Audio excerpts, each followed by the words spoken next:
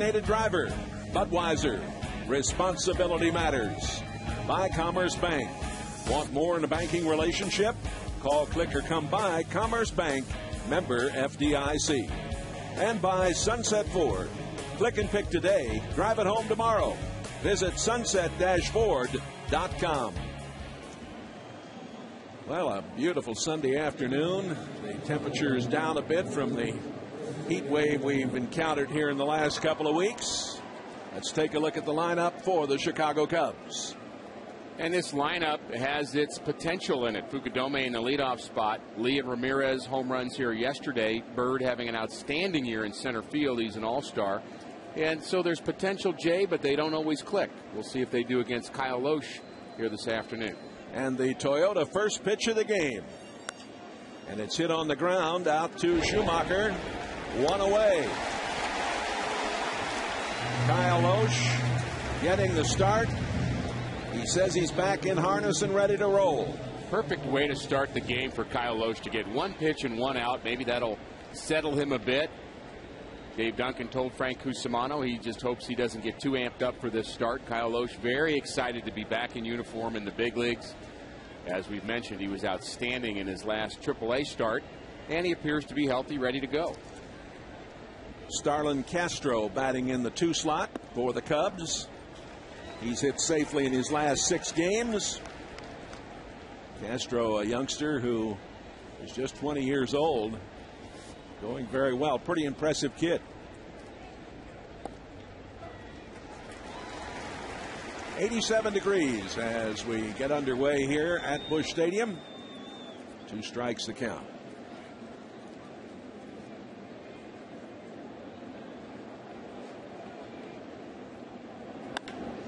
Foul ball just outside of third.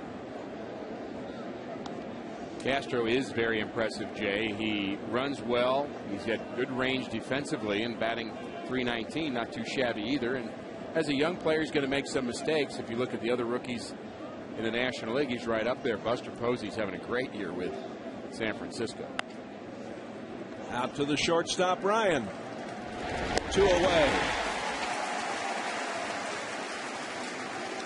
The defense for the Cardinals this afternoon. And there's different. Yeah, and there's a truism in baseball. The ball finds you. Alan Craig playing out of position. He played third base in the minor leagues, but he is playing here this afternoon. A real calculated risk by Tony La Russa to put Alan Craig at third base. Just feels that Felipe Lopez needs a rest, but he knows this is a gamble. And we'll see if that old saying is true. We'll see if the ball finds Alan Craig. Here's Derek Lee. Lee back from bereavement leave. He's been out in California attending to his grandfather, who's been very ill.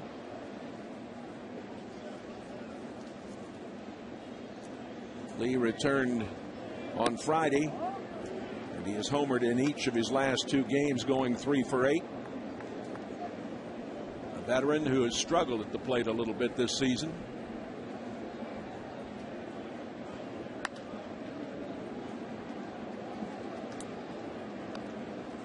1 ball and 2 strikes.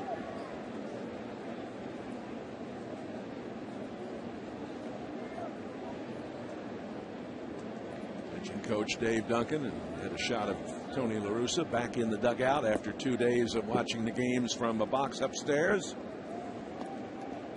Both La Russa and Baker serving those 2-day suspensions on Friday and Saturday from the activities in Cincinnati.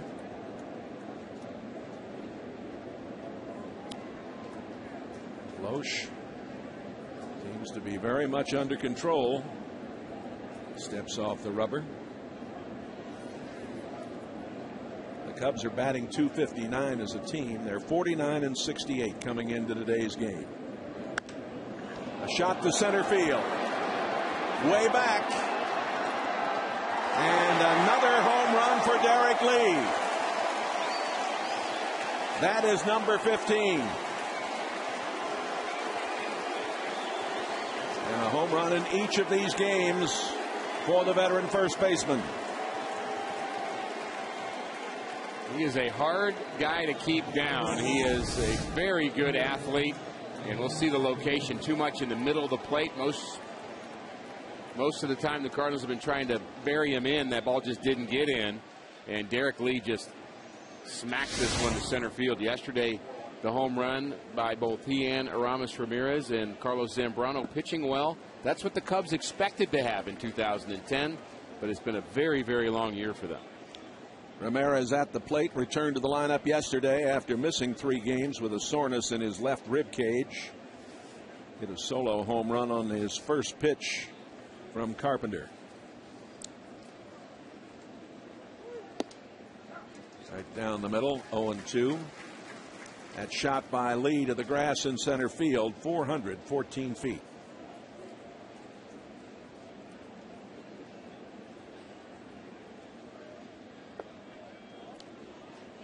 One and two.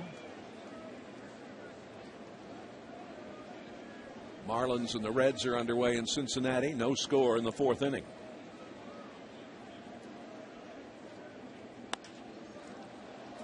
Into center field, Rasmus. He's there. Well, the home run by Lee. Young Cardinal fan here enjoying the action. Hopefully the Redbirds will get a win.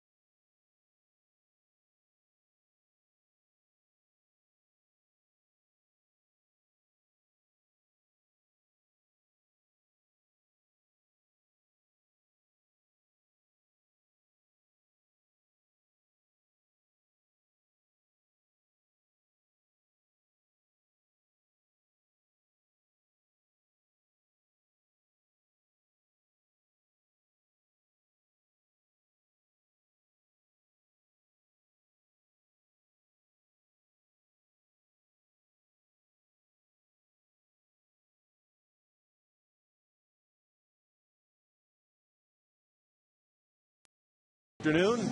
Cardinal lineup hasn't had many changes over the past week. The only change here today, Alan Craig playing third base for Lopez, which puts Skip Schumacher back in the leadoff spot.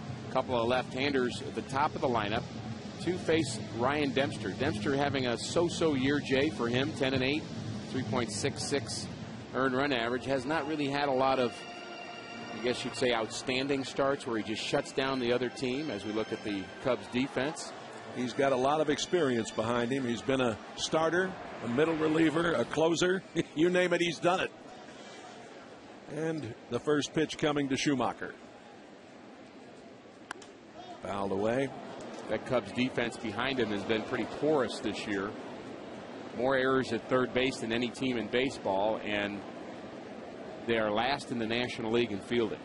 Ramirez has been part of that, but everybody that's played for him has not really done well defensively either. Schumacher had a 3-hit game on Wednesday and hit his first grand slam, of course, over in Cincinnati. And a career high 4 RBIs for him with that big smash. Dempster from Gibson's, British Columbia, strikes out Schumacher.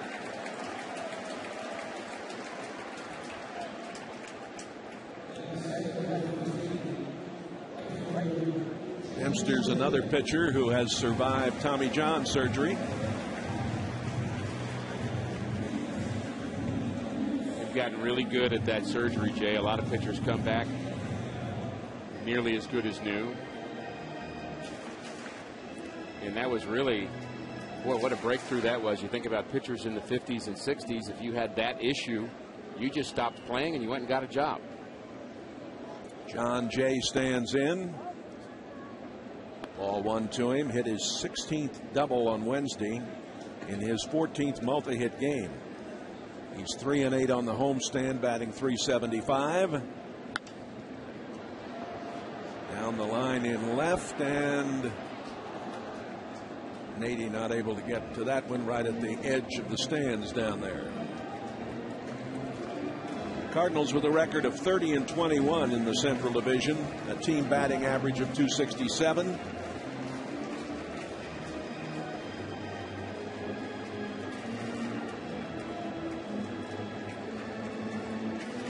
Jay was the Cardinals minor league player of the month in April, and he's never really let up since then.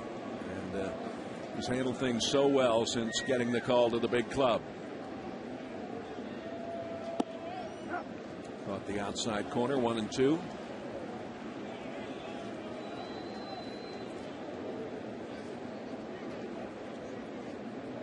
Loesch back on the big club's list. Fernando Salas sent down to Memphis to make room.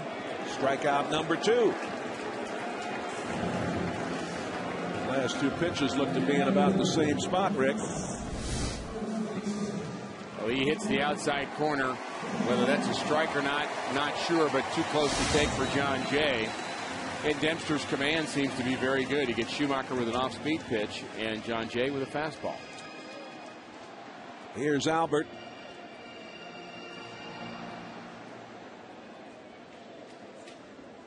His average at .315.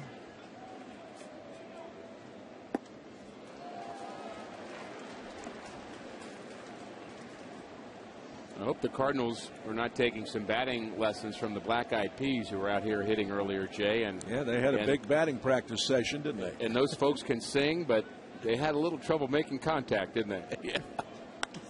Albert makes contact to right center. And gone!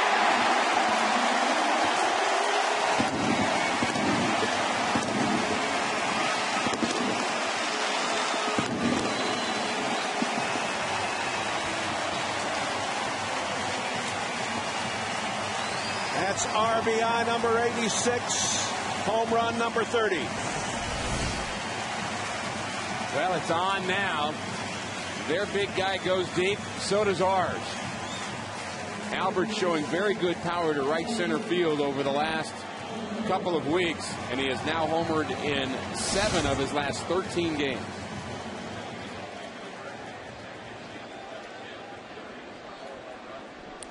Now 10 consecutive seasons with 30 or more home runs for Albert. Holiday pops it up into the seats in short right.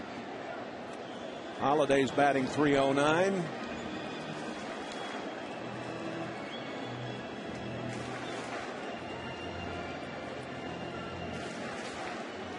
That with a couple of doubles on Friday. He leads the club in doubles with 32. And is 3rd in the National League with that number. 396 feet on the home run.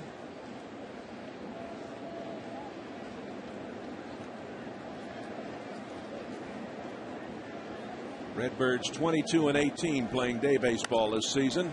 This has popped up. And who's going to take it? Dempster finally does. It looks like for a moment the third baseman wanted it, but that's going to do it. But Pujols bangs it.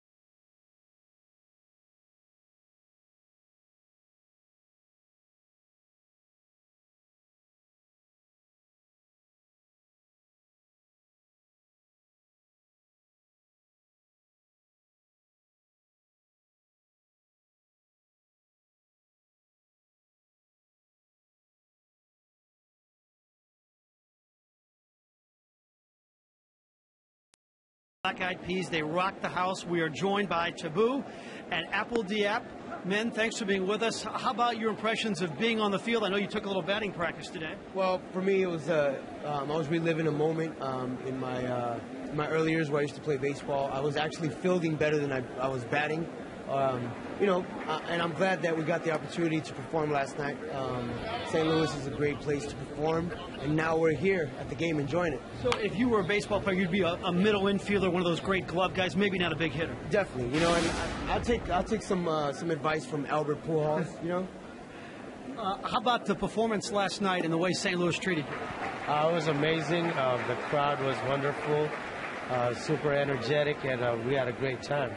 There's a strikeout for Kyle Loesch. I want to ask you, back-to-back, boom, boom, pow, and of course, I got a feeling, number one, it's almost unheard of to have back-to-back number ones. Well, what about that kind of success for you guys so young in your careers? Well, we just, we're grateful that we have such great fans. We call them Peabodys, and our fifth album being our most successful album to date.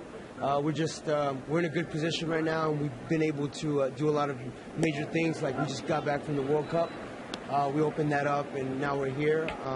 Next, we're hoping to be able to go to South America and do some South American dates. Final thought, the song, I Got a Feeling, it really has kind of a sports feel to it. You can play it before almost every major sporting event. Yeah, it's it's one of those songs where, if you had a long week and you can't wait for that night to have a good time, and it's a great energetic song. I think it's uplift everybody, especially sporting events. Guys, we appreciate it. Thanks so much. All right, let's send it back to Jay Randolph, who definitely has all of the Black Eyed Peas CDs. Well, I'm not sure about that, Frank, but Blake DeWitt is at the plate after Nady is hit by a pitch and Bird struck out. DeWitt batting .272. DeWitt is 24, and he'll turn 25 on the 20th of this month from Sarasota, Florida. He was with Los Angeles earlier this year. Runner goes, foul ball. The Black Eyed Peas, I did enjoy watching them try to hit the baseball in the little batting session they had before the game. They are, of course, FOTs, Friends of Tony's. A lot of folks like that. Bobby Knight here at the ballpark, another one of those friends of Tony, and would love to have been able to see them last night. Mm-hmm. I do love the Black Eyed Peas. Yeah, I love their music, and I got to hear a couple of their records today, and I like it all right. Yeah, exactly. Well, the party started right here, Jay. Yes, sir. It is underway. 1 ball and 2 strikes. They're in the 5th inning at Cincinnati. No score. The Marlins and the Reds. We'll keep you updated on that action.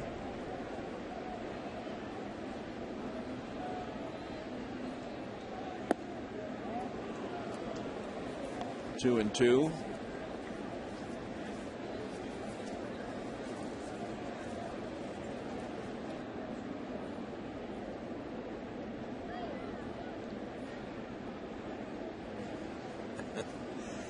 The crew is asking me a question,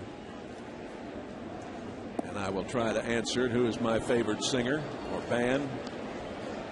My favorite singers were Frank Sinatra and Dinah Shore. How about that? I know I'm dating myself, but that's the way I feel, folks. Hey, there's nothing wrong with that. Full count.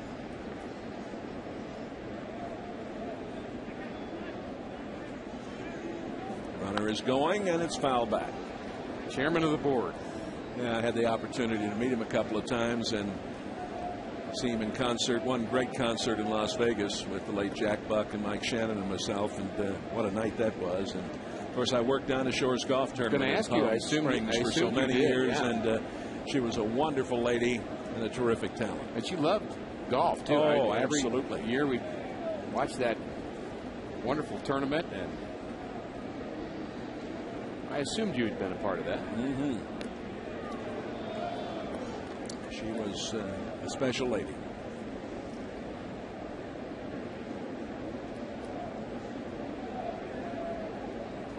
The Cubs have tried to send Nady once.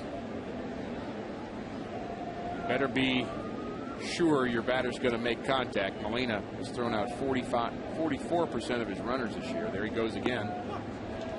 And it's a walk. The next Family Sunday is August 22nd when the Cards host the Giants. Fans purchasing a regular price terrace or pavilion reserved seat receive a free Hunter hot dog and a Coca-Cola. Plus, it's Carpenter Bobblehead Day, courtesy of Train. Get your Sunday tickets today at Cardinals.com. Here's Coy Hill, the switch-hitting catcher. 2 on and 1 out. Score tied 1-1.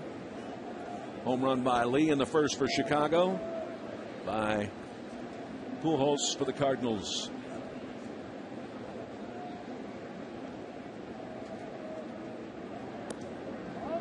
Just misses outside. Little command issues here for Kyle Loesch in the second inning. He hit Nady with 1 out after taking care of Marlon Byrd. And then the walk to Blake DeWitt. Not a walk he certainly was looking for, trying to get him to hit the ball on the ground, and he lost it. Hill's only batting .219, but he's hit well lately. Double play ball. Couldn't hold it there at first. A low throw. They get the middle man. Nady goes over to third. Yeah, the throw a bit offline by Skip Schumacher, and it makes Brendan Ryan have to throw sidearm, and Albert Pujols not able to dig it. There's the throw too far on the second base side of the bag, not where Brendan Ryan was looking for it. He tried to improvise, and it's kind of slow in developing that double play. Missed opportunity for the Cardinals. Dempster batting .143 with an opportunity to help his cause right here. It's a strike on the corner.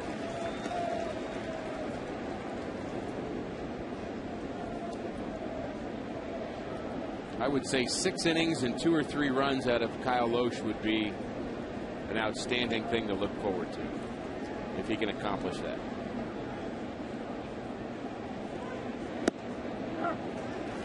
0-2.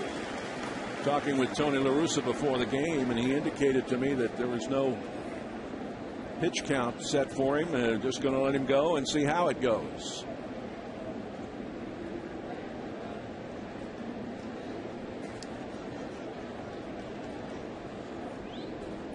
Dempster's 7th season with Chicago at Mrs. High. He's with Florida and Cincinnati. The Cubs, a 2-time All-Star. 04 through 07, he was in the Cubs bullpen, of course. And he started for the Marlins. Back starting now. He got him. The second strikeout. The Cubs strand a pair after an inning and a half. 1-1 at Busch.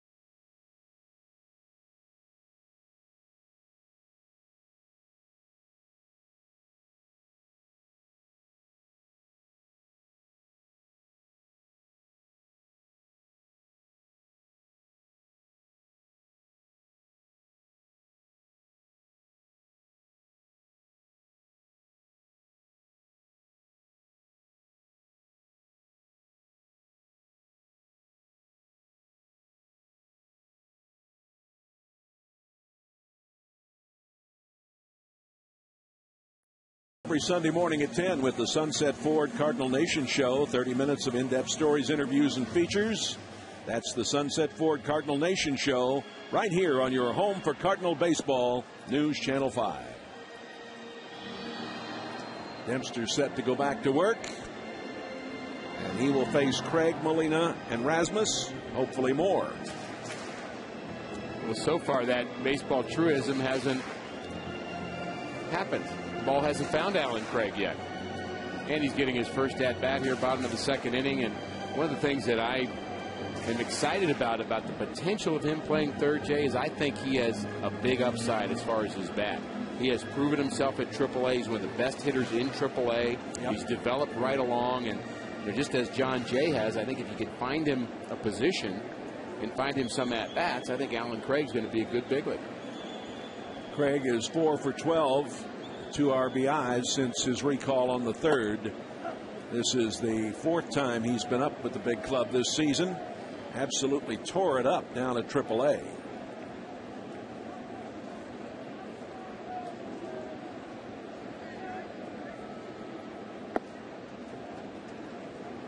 Ball and 1 strike. He did not have a very good at-bat here last night against Carlos Marmol. 3 curveballs and waved at all 3 of them. He really hits the ball well to right center when his swing is right. He was the Cardinals minor league player of the year last year.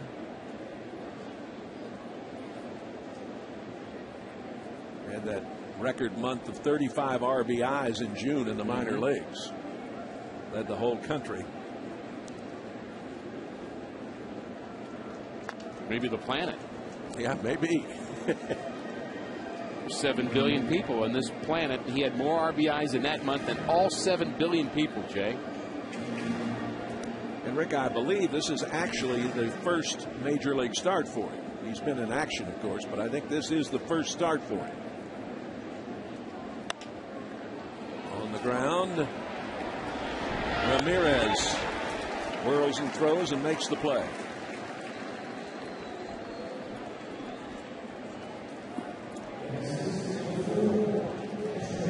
Well, here is Molina.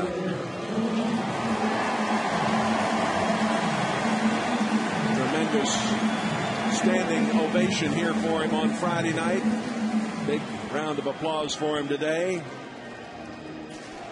Ended his hitting streak of 7 games yesterday. He has been the Iron Man of late, and of course with LaRue on the shelf, Hill is up, but you know, it's a tough situation. A little surprised at Tony's comments that he was really afraid to use Hill, didn't want to put him in that situation, didn't think it was fair. You know, in my mind, if he's up here, why not use him? He's a big leaguer. Call him up, give him a chance. And on the other hand, you've got a couple of off days this week, so Yadier Molina certainly can have those days to recoup, but he certainly has caught a lot of innings in the last 2 weeks. Off day tomorrow, off day on Thursday. The 1-1 pitch to Yadi. There is some thinking, guessing and talking with a couple of people, that Matt Pagnozzi could get the call up if they feel a real need to have him here. So we'll see.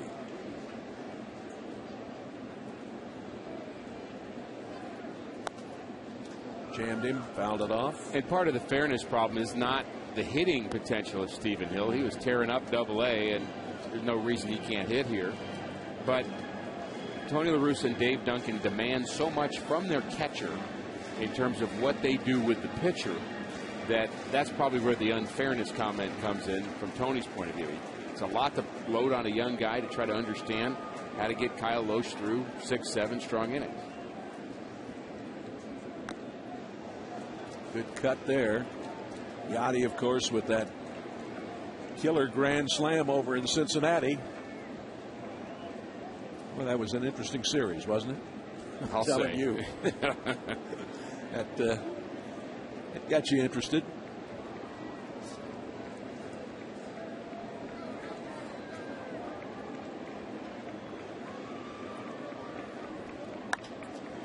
Into right field.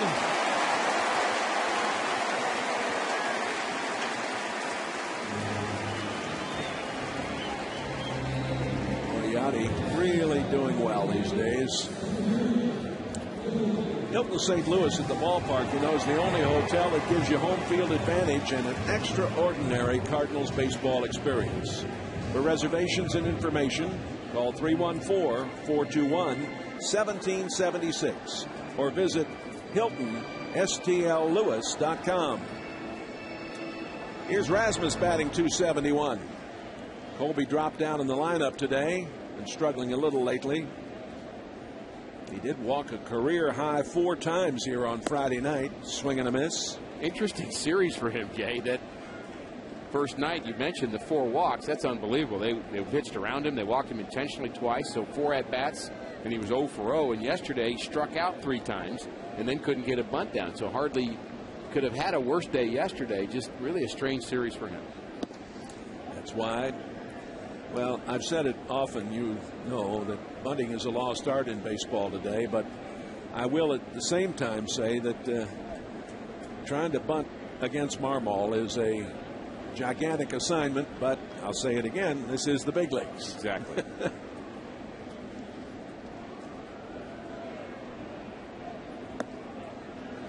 1-2. Colby's swing has gotten a little long again. I think that's one of the things that he has fought throughout the season. He gets that long swing, and when you have a long swing, you can't adjust to off-speed pitches. Had a lot of strikeouts during this stretch, over 100 strikeouts on the season. And I think over time he'll shorten up that swing a bit. He's got enough power, he doesn't need to have a long swing. Right.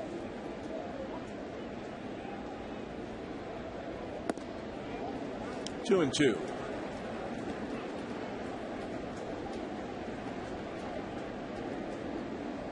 Atlanta leading Los Angeles in Atlanta 4-0, 4th inning. Washington and Arizona tied 3-3, and Washington in the 5th.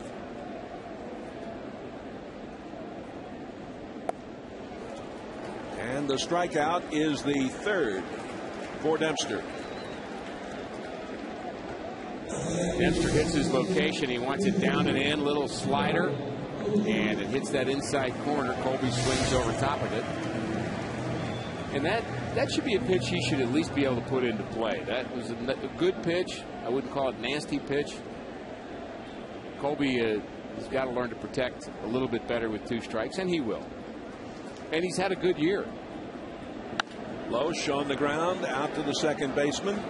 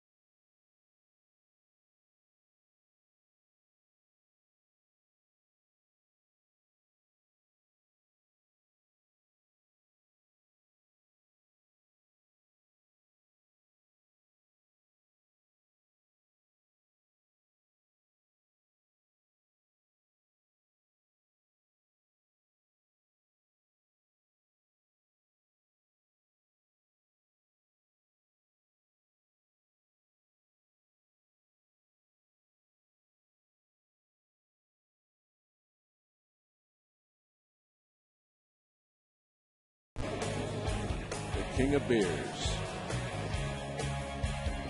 I'll tell you who's also enjoying this action, Jay, is Tony Aubuchon. He's over in St. Anthony's Hospital. Big Cardinal fan. He's tuned in today, and hopefully we can bring him a win. The first inning by Budweiser. It's what we do. That was the voice, of course, of the voice of the Cardinals, Mr. Mike Shannon, who joins me here for a couple of innings. How are you, Old Irish? Everything is good. Heck of a crowd. Excitement here at the ballpark. It looks like a good one, and another standing room only crowd. Yes, indeed. The Cubs and the Cardinals.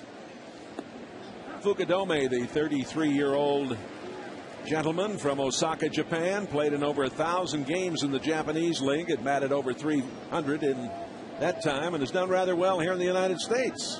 A lot of those Japanese players have come up over here and done well. They've come a long way from the time that you and I were over there. I played over there in 1968 after this World Series. We went over there and played a tour lot of over there, didn't you? Yeah, had over there. And they have made tremendous strides since then, Jay. Yeah. Very, very good players, including that great player out in Seattle, Ichiro. 1 ball and 2 strikes. It's a little high. Boy, there's a lot of electricity in this park today, isn't there? Yes, there is. On both sides. We always seem to turn it up a notch when these two teams get together, either here or at Wrigley. That's true. That just missed. Full count.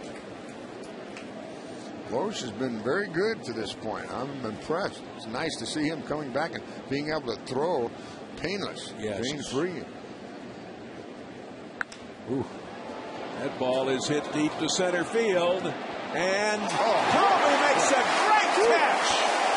Oh, my goodness. What a play in center field by Kobe Rasmus. That was outstanding. And the folks here give him a standing ovation, and rightly so. The best catch I think we've seen him make. Wow.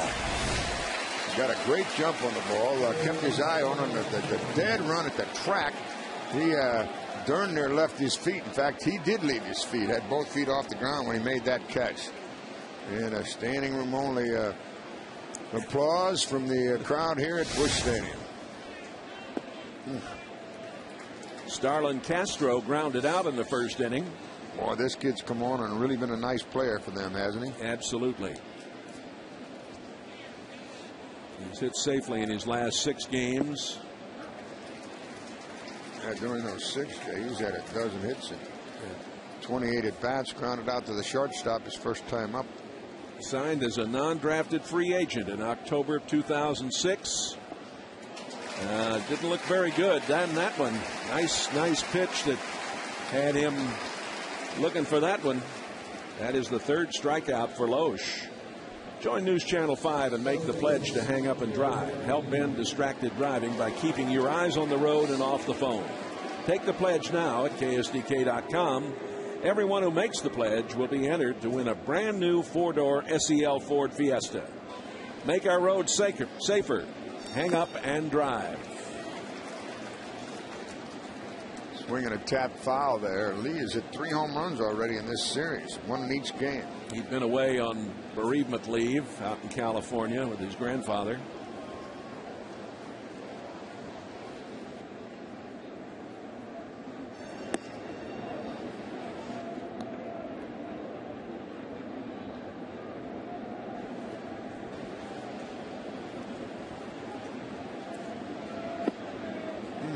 That slider just missed. He's been very good with his command to this point. He made just that one mistake to Lee in the first inning. That one was right down the middle. That was his 15th home run of the year. And another one to center field. Look out. Look out. Another one on the grass. Derek Lee. 4 home runs here in 3 days. Number 16 RBI, number 56.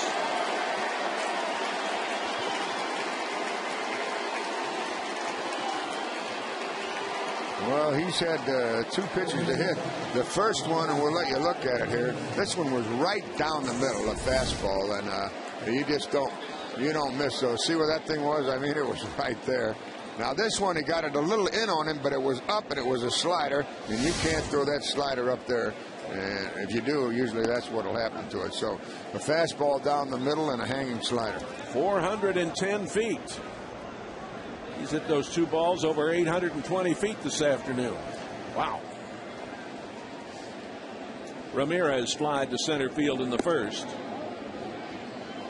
And he'll have a chance to do what about 15 or 16 others have done in this game and hit 4 home runs in a game. Lee and Ramirez have not gone back-to-back this season.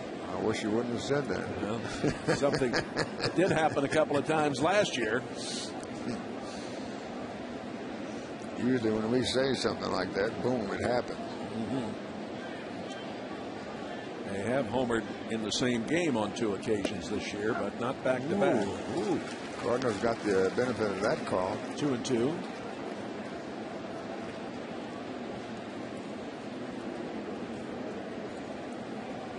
Ramirez has surpassed the 100 RBI mark 6 times in the last 9 seasons.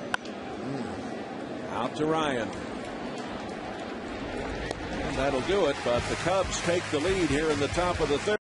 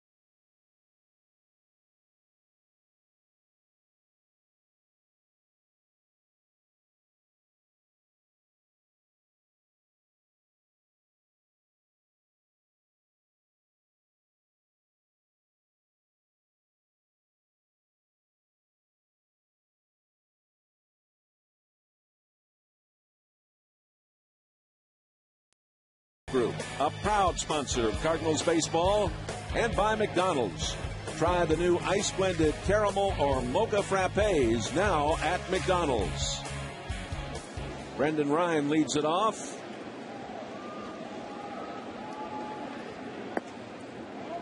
It's high for a ball. Ryan, one of 2 Cardinals who failed to get the bunt down when it was needed late yesterday, but again, I will preface that by indicating that Marmol is a tough guy to butt against. Yeah, it's not easy, but this is the big leagues, and I never said it was going to be easy. That's right. You got it. You got it. Execution is a big part of this business, I guess, anyway. It catches the corner. 2 balls and a strike. Well, that's the difference between the big leagues and most every place else. A 2-0 pitch like that. That comes from a seasoned veteran. Oh, and that just missed. People ask, I don't know if Ricky has mentioned this, about the way he moves his glove like that. I didn't bring it up. It's something that he's been doing the last couple of years. He just started doing it, and that's because he was tipping his pitches off, and the way he gripped them in the glove, and they could tell. So what he did, he just started moving the glove around like that, and consequently he eradicated that problem he had. And it's a full count. Ryan was headed to first base. The plate umpire today is Mike DeMuro. And he's been consistently throwing up the right hand, so if it's close, you better throw some lumber at it. There you go. Starlin Castro, the young shortstop, gets up and comes right back down with it. See what we mean by him wiggling the glove. See, he used to just take that, move his grip in there, and the opposition can pick it up. So what he's doing now is he takes his grip, he moves that glove around, and consequently they can't pick it up. But he eliminated that problem with that move. Here's Schumacher, struck out in the first. All the video they have nowadays, you make one little mistake. You know, you can see guys tip their pitches from the dugout, but a lot of times you can't see that at the plate. So you got a lot of ways to make moves, and he did his in a kind of a interesting fashion, moving his glove like that.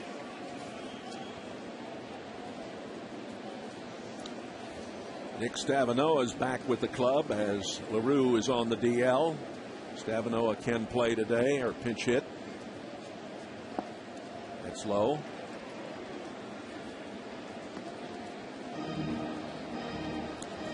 After today, the Cardinals have 23 games against the Central Division.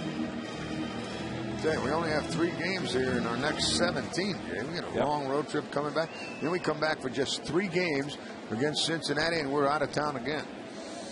I'd be looking in those September dates to make sure I got my tickets now. They'll be scarce then. Yeah, I want to remind everybody that the Reds are here on September 3rd, 4th, and 5th. That's the only 3 games we're in town for those whole 17. That game on the 4th has been changed to a 3:10 game. That's on Saturday, right? Mm-hmm. Yes. Friday night, Saturday, and Sunday are day games. Full count to Schumacher. Unless they change that Sunday night game. I think they're out of options to do that. I'm not sure. I believe I they hope are. you are. I hope you're right. I hope I'm right, too. Yeah. Into right field. A one-out single by Schumacher. Well, let's tell you about the Cards against their rivals, the Cubs, September 24th, 25th, and 26th. The officials' Cardinal road trip to Wrigley package. The package includes hotel accommodations, game tickets, and an exclusive Cardinals event. Reserve your spot on the road trip September 24th through the 26th. Call 1-800-892-7687 or visit cardinals.com/vacations. John Jay struck out in the first.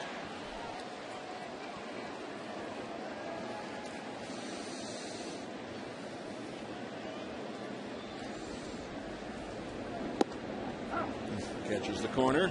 Well, he's made some good pitches, youngster. Well, he's a veteran, as you know, Mike. I got to know him very well when he was with the Marlins. He's a real competitor. Nice, and, of course, he's done it all. He's started. He's been middle relief. He's been a closer. And back starting now for the Cubs. Maybe not quite the pitcher he was a few years ago, but still can get it up there and be very effective. And he still has a shot at being a 15-game winner. He comes in 10-8. Exactly.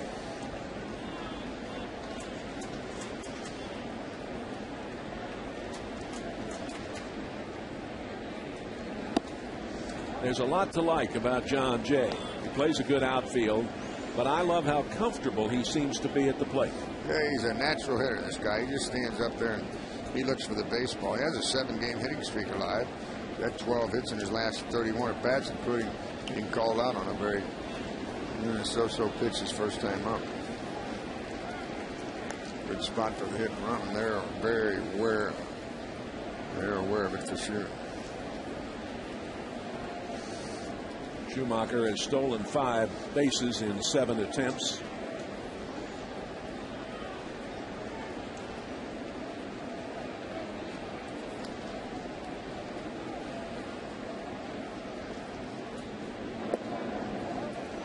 Two balls and a strike.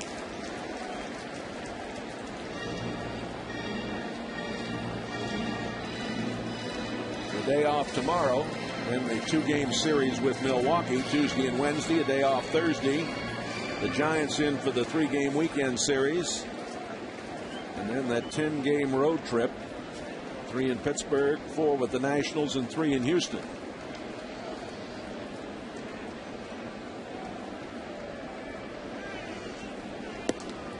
Right down central, 2-2. Marlins and the Reds still scoreless. They're in the bottom of the 6th down in Florida. Cincinnati. Yeah, Cincinnati. The game is in Cincinnati. Oh, it's in Cincinnati. Yes, that's right. Yeah, they got that series in Cincinnati. I forgot. They moved out when we moved out.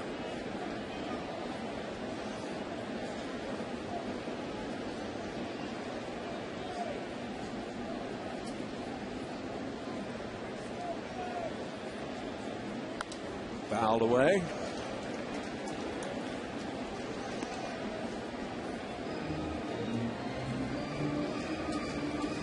Dempster, he knows how to work both sides of the plate. He's demonstrated it to Mr. J here. John has been a very pleasant surprise for this Cardinal team. He starts the day batting .373. That's a great start, isn't it? It really is, and he looks like a keeper, no question about it. Played at the University of Miami. Had a 3-hit night down in Miami. His first time ever coming to the plate down there in the big leagues. He had a big crowd of friends there to watch him. Into left field, Nady coming on. He's there.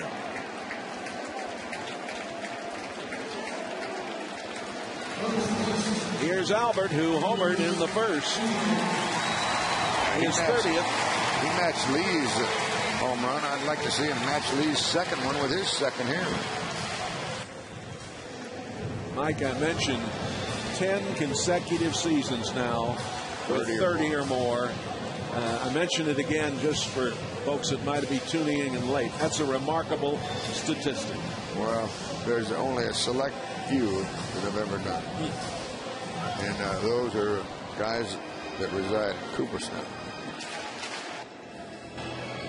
Select crew, to say the least, isn't it?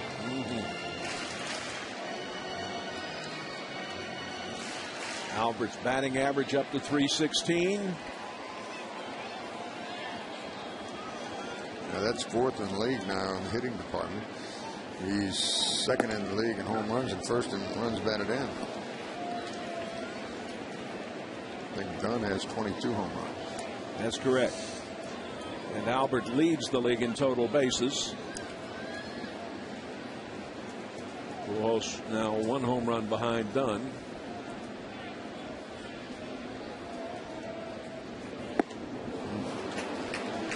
Took a little something off that one.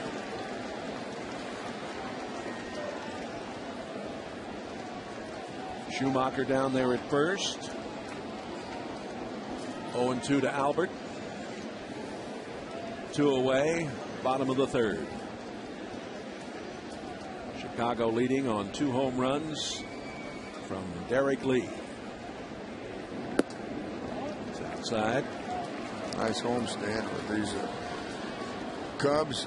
And a day off tomorrow. Milwaukee comes in here Tuesday, Wednesday. A day off Thursday. And the Giants, who are really playing well. They won last night against San Diego, so they've moved closer in the standings in the Western Division. Runner goes. Foul.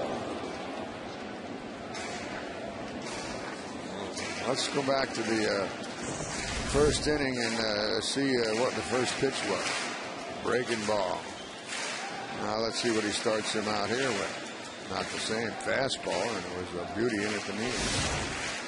These guys have faced one another quite a few times. In fact, 46 times. Albert's 15 for 46 with 6 home runs, including the one here today.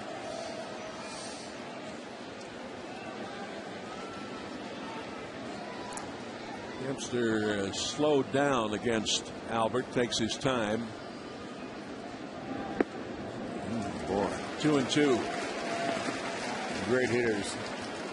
They have such a great understanding of that strike zone, and that's a great example there. The Reds by a half inch. The Reds got 2 in the 6th. They're now in the top of the 7th at Cincinnati. And the Reds lead the Marlins 2-0. Good news from the Queen City.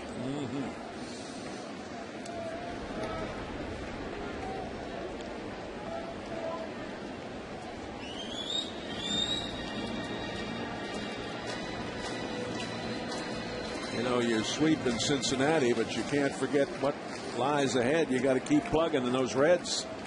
They're not going away. No, they're not going away anytime soon. I think they might go away a little bit in late September, but we'll see. Got to keep the pressure on them. Yep, right back to Dempster. And that'll do it. 3 innings have been played. 2-1, Chicago.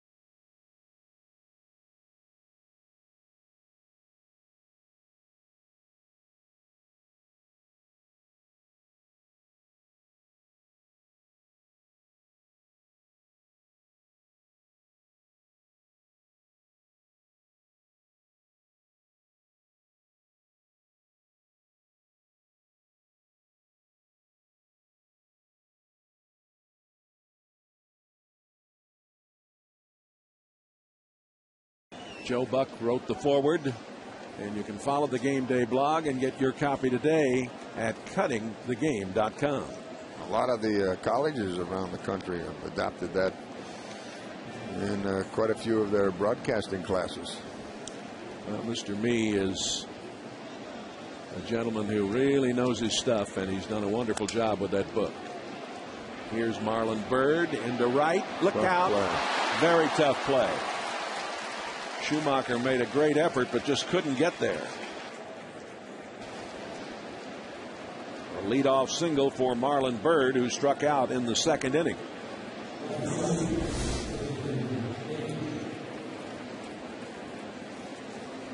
Game of inches, to say the least, huh?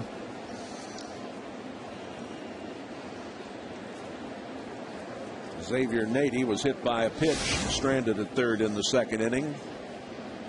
He's hit safely in his last 4 starts, batting .313 with 3 doubles and 4 RBIs. He hit .259 in June.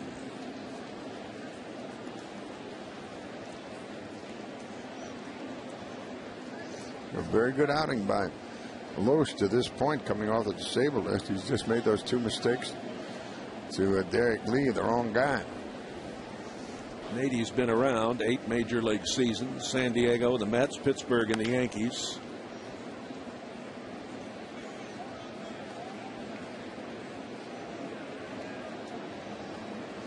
The deadline at 11 o'clock St. Louis time tomorrow evening to sign the draft picks. Still a little work to be done there. Negotiations continue. Down to the wire, huh? Yeah. Down to the wire. Don't they always on those negotiations? Yep. When they came to you and asked you to sign and said we'd give you a little bonus, you said, where's the pen? That's right. Big time money back then. Of course, it's even bigger now. Oh, boy. 2 balls and a strike.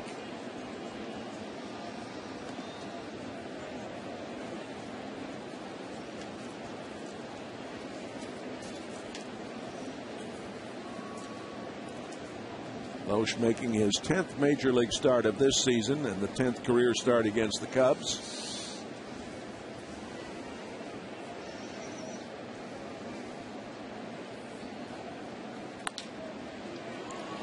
Just by the glove of Ryan.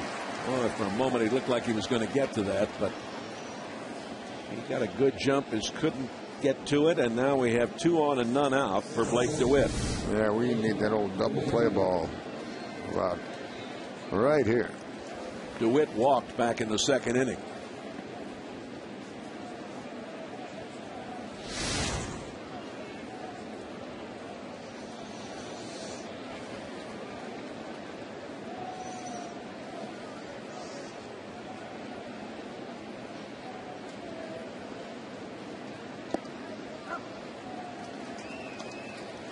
DeWitt coming over from the Dodgers is 24 years old. Traded from the Dodgers on the 31st of July. Born in Sikeston, Missouri.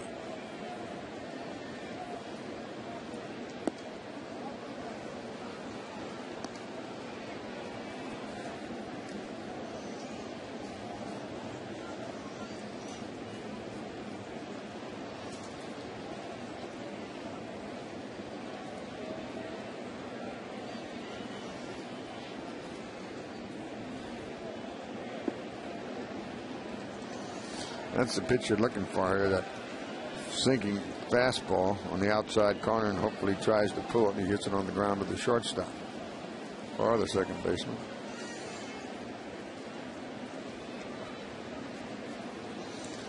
You see him that double play depth with runners at first and second.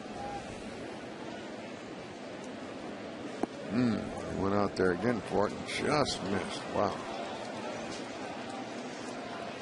After this action here today, the Cubs will fly home to Chicago, open a 7-game homestand tomorrow at Wrigley Field, 4 with San Diego and 3 with Atlanta. Of course, the Braves without Chipper Jones, who probably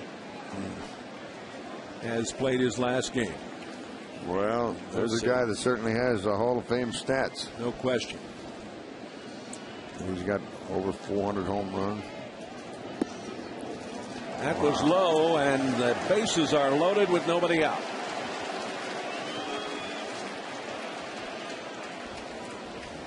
Show you what's coming up for the rest of the season regarding the schedule as Duncan comes out to talk things over.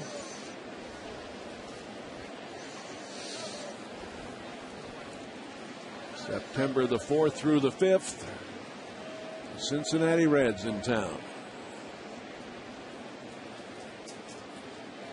Couple of dates with Pittsburgh and with Milwaukee.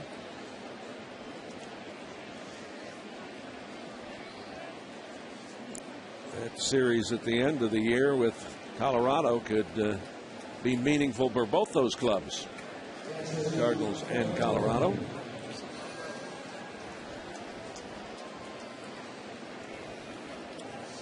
Let's take a look at the runners here now at first, second, and third.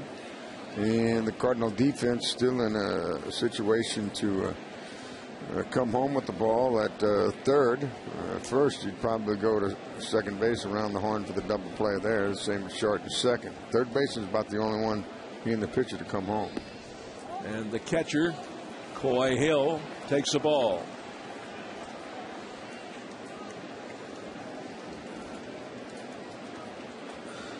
Bullpen in the Cardinals side starts to stir a little bit. Nobody up throwing yet. Ooh, a shot to right center, and it is going to get down and go into the seats. It's a ground rule double. That's a break that it bounced into the seats. They get only 2 runs. They'd have got 3 runs if that thing would have bounced off the wall. So Mr. DeWitt will have to go back to third. Or second, rather. The other runner back to third. Big break.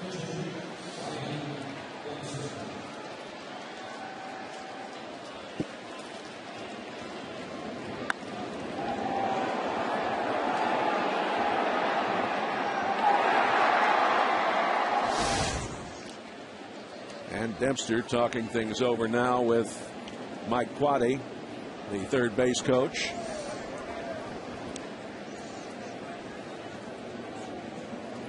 Hill picking up RBIs number 11 and 12 on the year.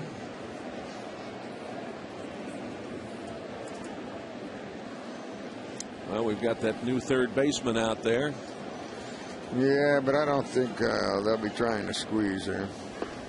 Swing and a miss by Dempster. The Cardinal infield pulled in tight. Redbirds get their bullpen busy now. And McDougal is out there starting to loosen. They're in on the right side of the infield. They could come home with the play at the plate there.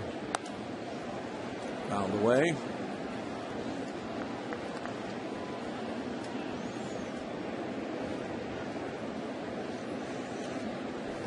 Four to 1 Chicago. Still nobody out here in the fourth.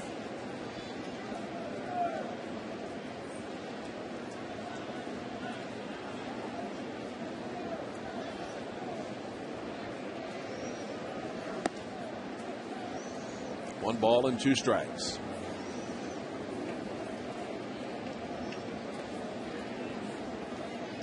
Homers from Lee and Pujols in the first inning.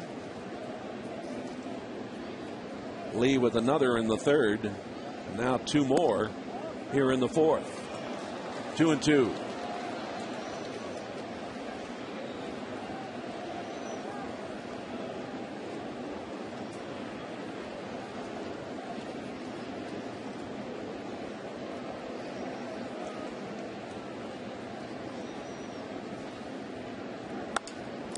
Into right field.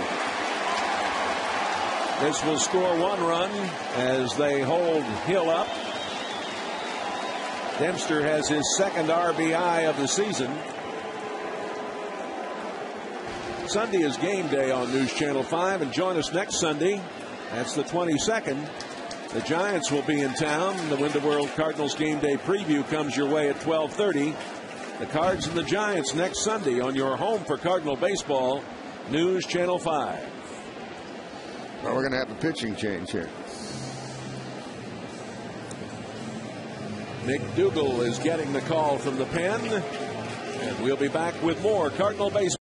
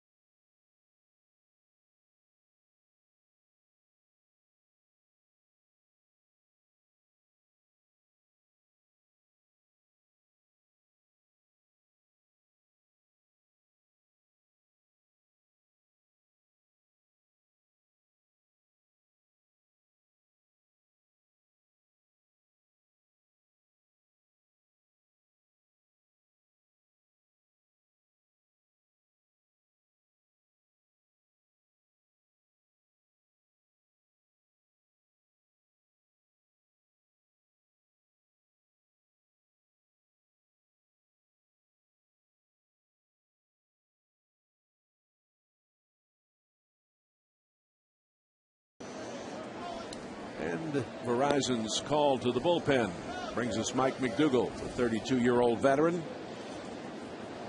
Over the years, pitching for Kansas City and Chicago and Washington. Signed as a minor league free agent in February. He's from Mesa, Arizona. Attended Wake Forest University, the Demon Deacons. There you look at his Major League season for this year, his 7th appearance. You've been to Winston-Salem, haven't you? Oh, many times.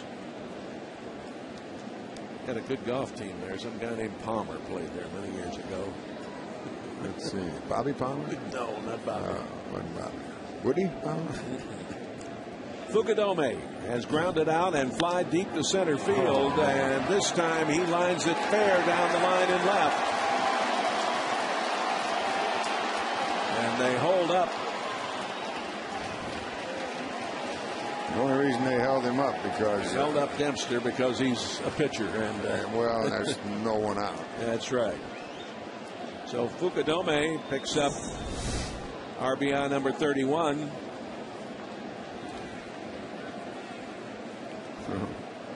Five hits in this inning, including a ground rule double and that double by Fukudome. And here's Castro, who is grounded out and struck out. Dempster at third, Fukudome out there at second. 6-1.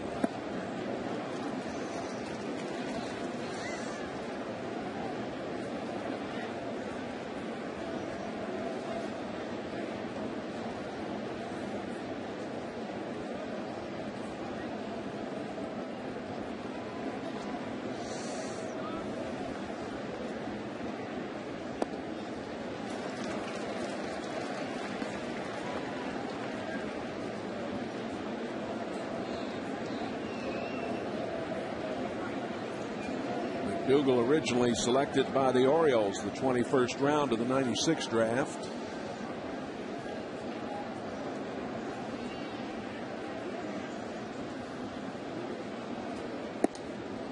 That just misses outside.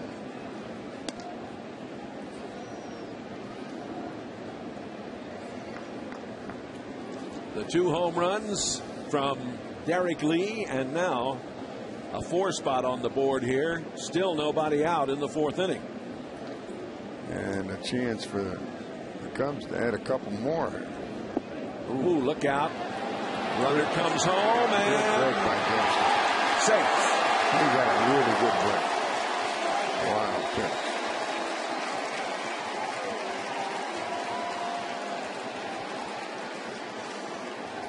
Fukudome moves over to third. 5 runs home and still nobody out.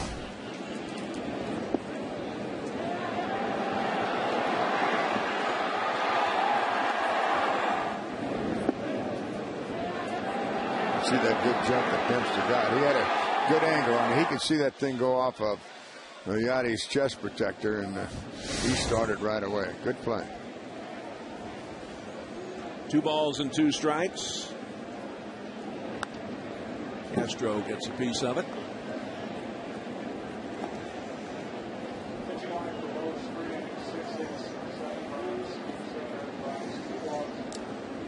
So it's 3 innings of pitching for Loesch. He's charged with 7 runs on 6 hits. Struck out 3 and walked 2. Didn't pitch badly the first 3 innings, just those 2 mistakes that lead. But they got to him big time here in the 4th. On the ground, Ryan goes on, and Fukudome holds on.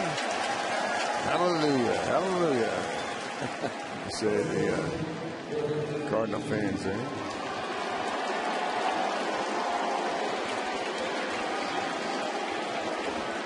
Here is Derek Lee. Home run in the 1st and in the 3rd.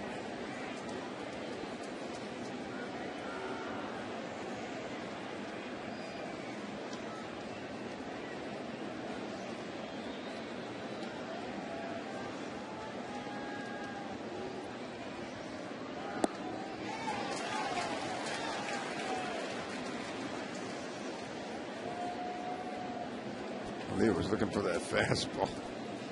You got the slider.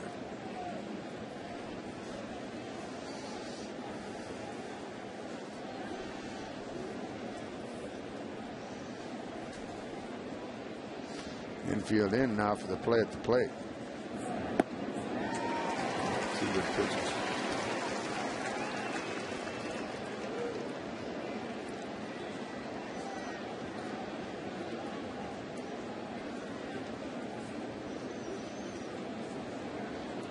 Seven to 1. The Cubs. 7 runs on 7 hits. 5 of those hits here in this inning. One by the pitcher.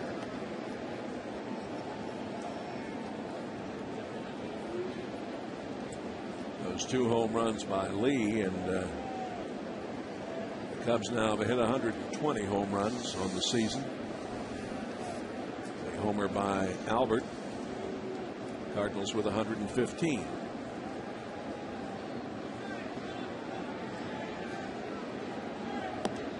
Ooh, good stop by Molina. That was a 97-mile-an-hour whip, and he just did get there to keep that one going to the backstop. This guy's been very successful in the past, but he's at a point in his career now where he can't get that baseball where he wants to. And he's all over the place, as you can see with those last 2 pitches. And a full count. He has great stuff, no doubt about that. It's a point where he is that he can't command it. And that's a big part of this business, command. Throwing that thing where he wants it. In and out of the strike zone. Boom.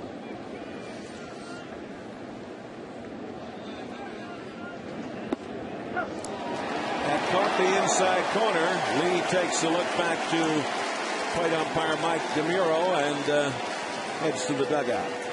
That's a tough one. You can get away with it once in a while when you throw it at the batter and then it breaks over. But that was borderline, and he got the call. Aramis Ramirez has flied to center field and grounded out.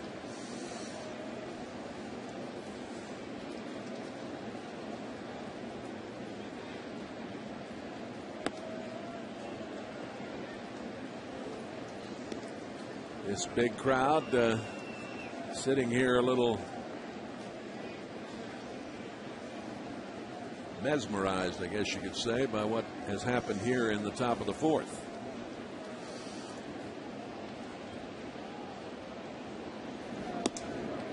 That's probably the kindest word you could have used. They're not happy. You can't blame them. Very diplomatic with that word, Jennings. Thank you.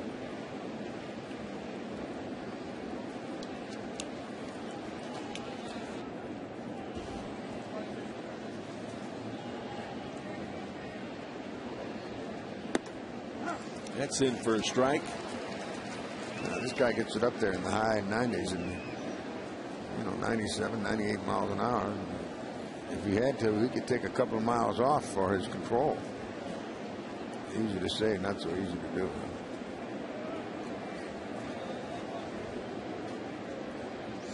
This is the 9th man to bat for Chicago here in the 5th inning. 3-1.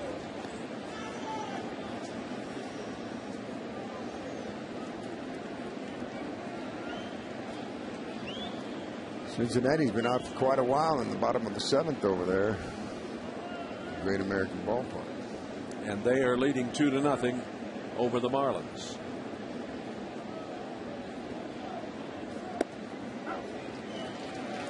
Full count.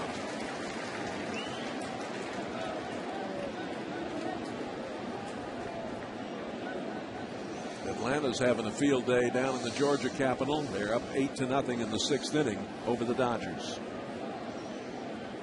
Dodgers have been kind of struggling here and there late out.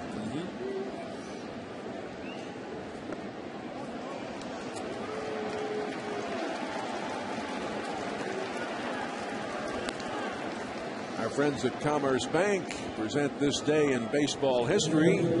Babe Ruth playing with the Red Sox and pitching outduels the big train Walter Johnson of the Washington Senators 1-0 in 13 innings. Think they had a pitch count back there? Oh, I don't think it made any difference. They might have had one, but I don't think it had anything to do with anything. Oh, boy. Oh, here's Marlon Byrd, the 10th man to bat in the inning. He started it off with a single and later scored. He struck out back in the second inning.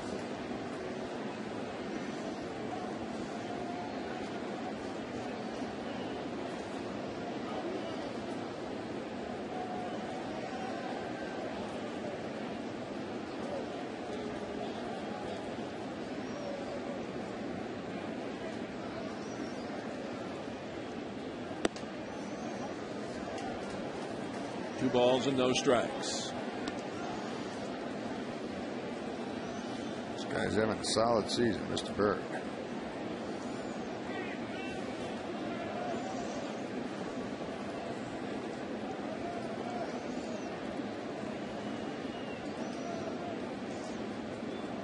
He grew up in Georgia, played at Georgia Tech, 32 years old.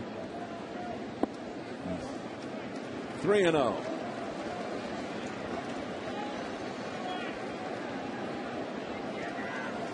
We're talking about with the command of McDougal.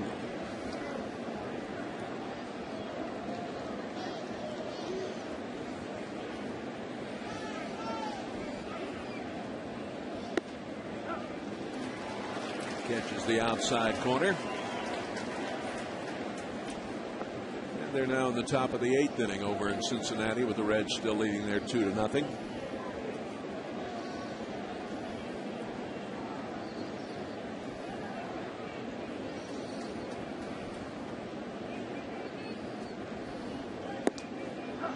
Another one in for a strike, full count. Looks like Marvin is taking all the way. He'll start to run it off of first base now.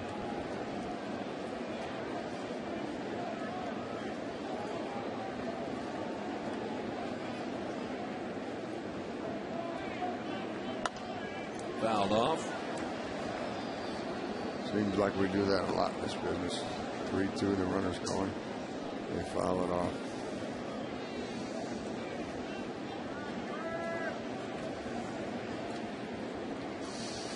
I hold you responsible for that, Jennings. My fault, huh? Yes. Okay. That's right. You ever figured out how many? When we first started doing this? Oh, it was 70s, right? to the right side. Bird picks up an RBI. Fukudome comes home. It is now 8-1.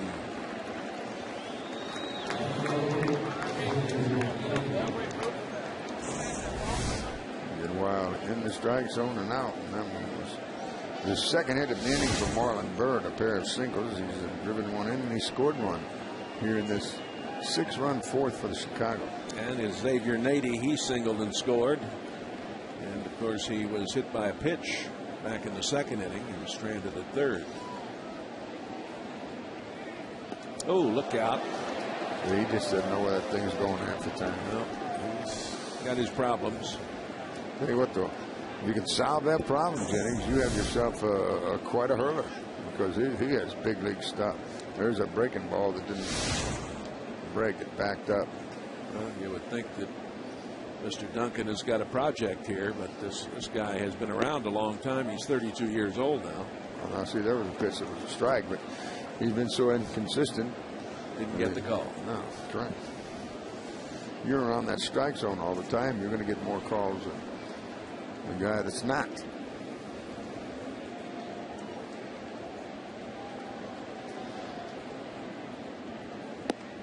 There's one right down the heart of the plate.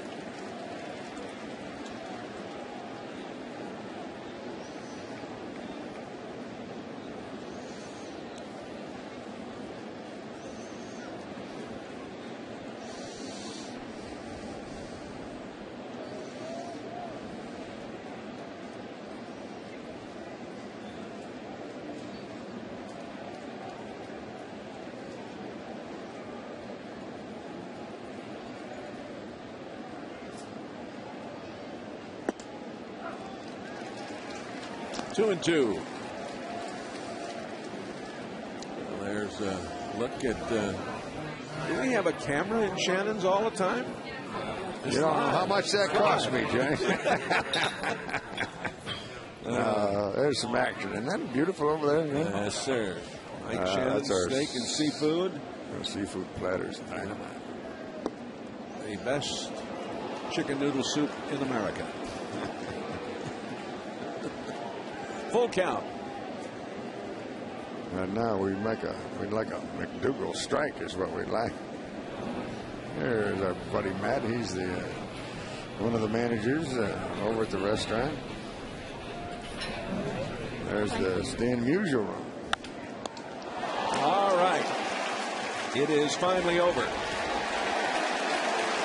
Chicago gets half a dozen, cousin. They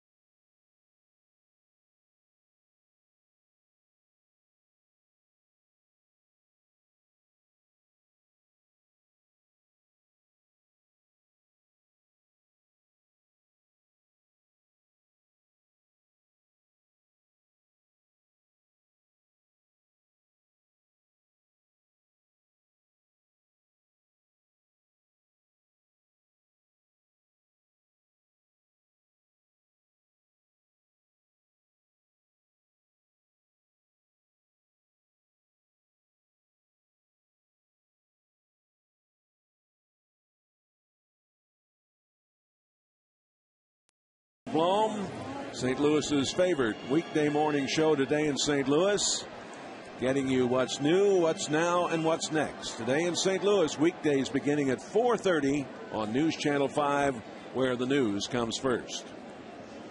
Halladay, Craig, and Molina. Halladay standing in. He popped out to Dempster to end the first inning. 8 runs on 8 hits for Chicago. 1 run on 3 for the Redbirds. A mountain to climb for the Cardinals this afternoon, down 7. High and tight. That's the bad news, Jay, but the good news is we're only in the 4th inning, so don't try to bite the whole thing off at one time. Get a couple here and a couple there, and you can get right back into this thing. Their pitching staff hasn't been the best all season. And their bullpen has been very shaky. But at the same time, Mr. Dempster will be freewheeling it out there with his club up by 7. Yeah, he's been through this before, so he knows what he's doing. He's always aggressive, but don't look for him to walk anybody. He's not going to walk the ballpark. You can bet on that. Nope. He usually hasn't walked anybody yet, and no need to now.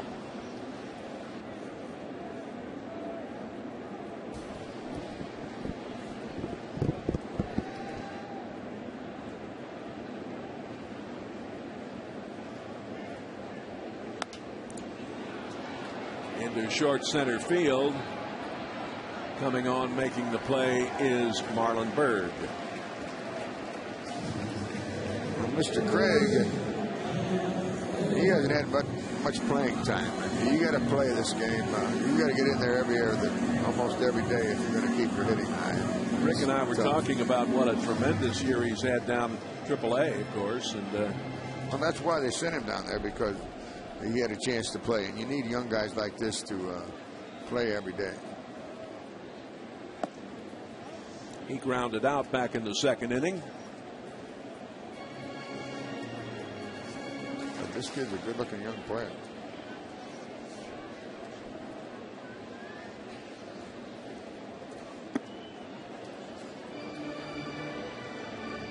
Two balls and no strikes.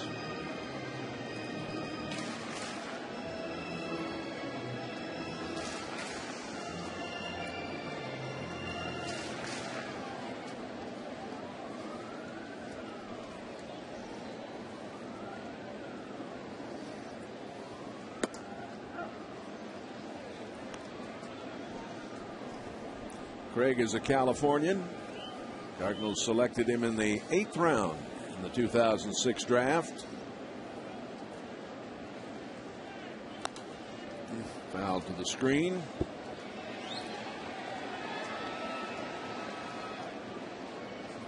Played at Cal Berkeley and was named the academic first team All Pac-10 team. That's a good baseball school at Yes. Cal Berkeley. They've got a number of them out there in Southern California. Oh, they do. Cal State Fullerton. Yeah, including USC. Oh, buddy. Coached there for a long time, didn't he? Rod Nato. Yeah. And he was successful. Boy, he's got a lot of guys he sent to the big league. You're not kidding. A full count to Craig. Including Tom Seaver. Kingman. Freddie Lynn, just to name a few, huh? Strikeout. And that is number 4. I want to remind you about the Buddy Fund Champions for Children benefit. Comes up this Thursday, the 19th, at the Champions Club here at Busch Stadium. There'll be tours of the stadium, dugout and locker room, sports celebrities and special guests, a unique silent and oral auction, a raffle, and the grand prize of 32-inch Sony LCD TV. Your photos taken with the World Series trophy. And just contact that www Buddy Fund and ask about the special events for next Thursday night here at the stadium. It's buddyfund.org. Here's a pop-up into center field. That's going to do it as the Cardinals go down 1-2-3. Thank you.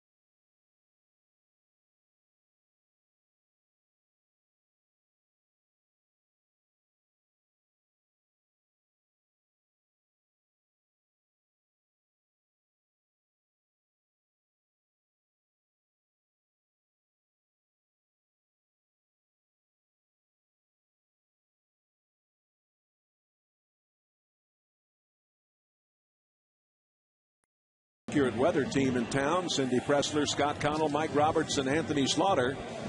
They've won the weather rate seal of approval 6 straight years as St. Louis's most accurate. The Weather Plus weather team only on News Channel 5. Mike McDougall will go back to work. And it's Blake DeWitt to lead it off. He has walked twice.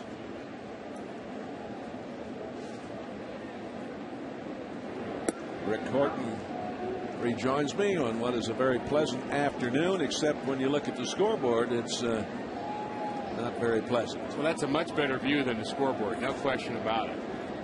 And it is a great day, and the Cubs are in town. All kinds of good things going on here this afternoon, except that 6-run 4th inning from the Cardinals' point of view, and see if Mike McDougall can have a couple of strong innings at least and keep the rest of the bullpen guys from having to do too much work. That's important. Very important. 1 ball and 1 strike.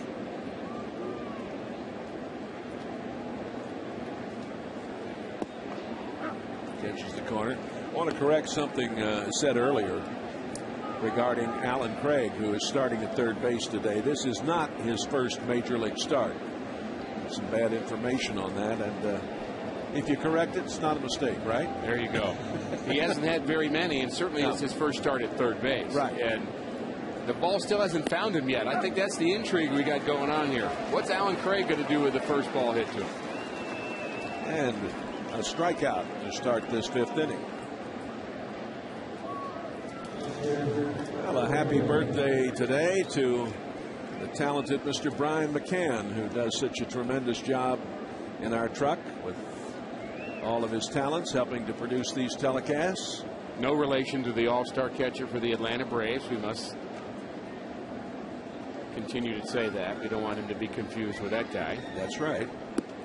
He's our guy, our Brian McCann. He is indeed. The one that matters. He does do a great job. We also have some wishes out to Eileen Luker from Pinckneyville, Illinois, who is in the hospital, big Cardinal fan, and we want to thank her for her support of the Redbirds. And let's go to Frank Cusimano right now. He's with the GM. Jay, thanks very much. John Mozeliak joins us. First of all, quick impression of Kyle Loesch today.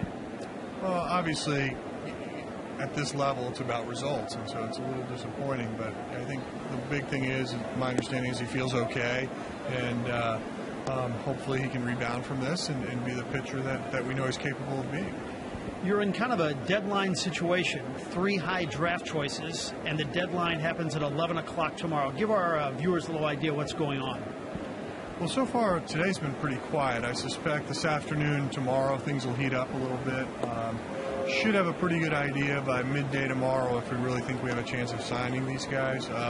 Very hopeful that we might be able to get 2 or 3 of them done, or 2 out of the 3 done, but time will tell. If you don't sign them, they go back to college and they become draftable in a year or 2, correct? Well, it depends. If you're a high school player and you enter into college, you're not eligible for 3 years. If you're a sophomore eligible, like one of our players are, then he would re-enter the draft next year. All right, the third base situation. Today it's Alan Craig. It has been Felipe Lopez. A lot of people in Cardinal Nation wondering, is there a possibility of a waiver deal for the Cardinals as we approach that deadline? Sure, there's always a possibility, but as we scour the waivers like we do every day, we're going to continue to see if there's something that makes sense that could help us. But right now we really don't feel we're getting much of an upgrade offensively, or we're taking a step backwards defensively. So it's just we haven't really found the right fit for us at this point. But obviously we still have a couple weeks to do so, and we'll continue to work at it. We didn't get a chance to talk to you right after the brawl in Cincinnati. What did you think of the fines handed down by the commissioner? Well, I think we all have opinions on maybe someone should have more or less, something along those lines. But at the end of the day, you have to respect what the commissioner's office ruling was, and we understand that and we honor it. John, we appreciate the visit. Thank you, sir. Thank you, Frank. All right, that's Cardinal GM John Mozeliak. Back to you, Jay and Rick. Thank you, Frank. And Hill lined out with 2 out, a count of 1 ball and 2 strikes. Here's Dempster, who struck out back in the second, and picked up a single and an RBI, and later scored on a wild pitch.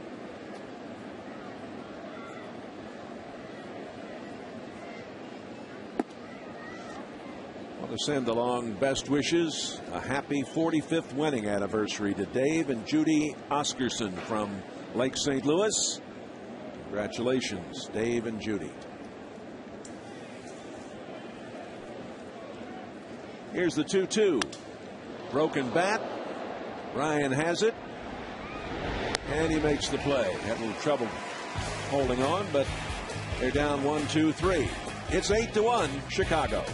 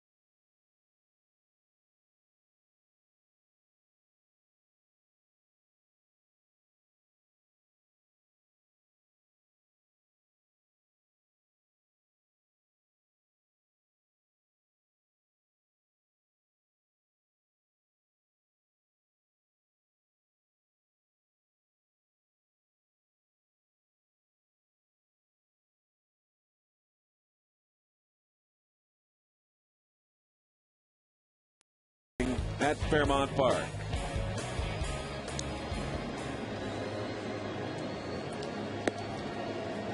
We have a new left fielder in the lineup. Colvin, one of their rookies. They have 15 rookies who have been called up this year. That's amazing when you think about the Cubs, really. 15 rookies. Yeah, Jay, a lot of rookies. And, you know, there's one thing about going younger, but you really, if you do go younger, you want to make sure you go younger with guys that play well. And just being younger isn't good enough, but Colvin's one of their bright stars. He's 24 from Augusta, Georgia. Played at Clemson.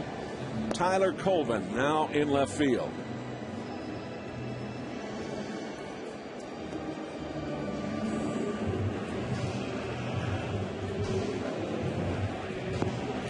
And Aaron Miles coming out on deck. Rasmus will lead it off. Foxworth in the pen.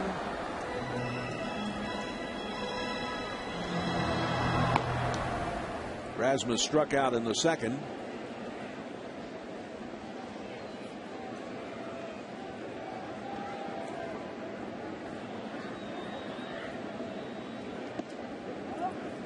Dempster has given up the home run to Albert Pujols in the first inning and a couple of other hits. He's looked very sharp.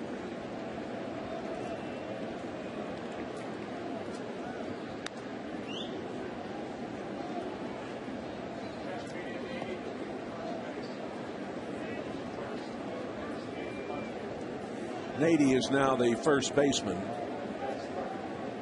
I told you Tyler Colvin is in left and Nady comes to first base.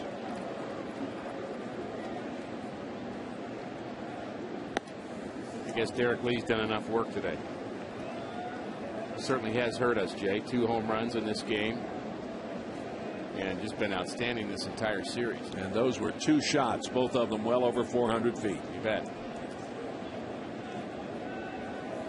2 balls and a strike to Colby.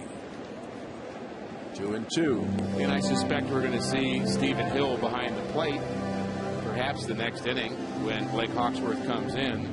And that would be the big league debut of Stephen Hill, who's so excited to be a Cardinal. You know, when he was told he was going to the big leagues, actually they called him in to tell him he was going up. He thought he was going to AAA. And they said, no, the news is even better than that. Yeah, he's been playing at Springfield.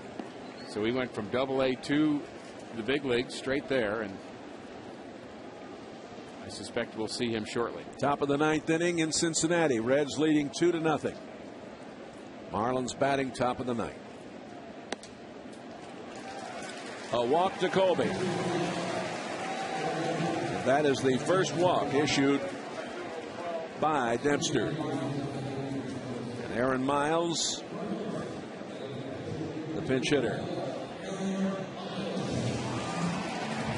Hey, it's going to be fun as the season progresses, Jay, on our scoreboard here. You can not only see the out-of-town scoreboard, but you also can tell when the other team's threatening, when they've got runners on base. And in that Reds game, the Marlins have a leadoff runner on third base, so the tying runs at the plate. And as we get closer to the month of September, it's going to be really interesting. There's that red dot on third base. Cody Ross at the plate. You can just feel the tension as the crowd is watching the scoreboard. Miles singled in the 9th yesterday. He's got a 5-game hitting streak going where he's 6 for 14. And Miles, coming back to the Cardinals, has flourished again. Yeah, he really was not flourishing in other stops. In one of them here with the Cubs. Cardinals know how to use him. Tony La Russa really values Aaron Miles, who he is in the dugout, on the team planes and buses, and the influence that he can have on the younger players, particularly of Brendan Ryan. And he uses him when the time is right. And Rasmus was running. It's fouled off.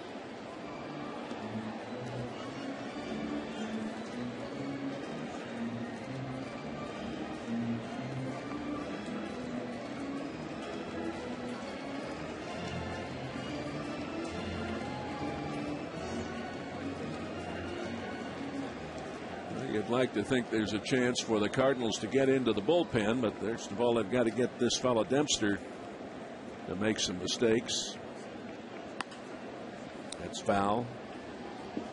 The Chicago bullpen right now ranking 27th in Major League Baseball with an ERA of 4.71. They have a pretty good guy at the end, though. Oh, boy. He was pretty good yesterday.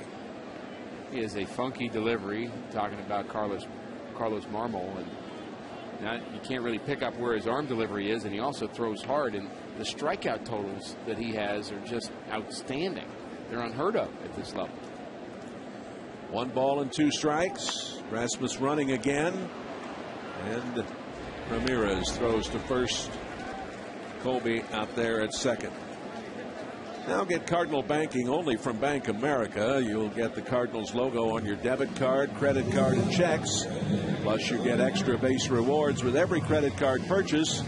Learn more at a banking center or bankofamerica.com/Cardinals.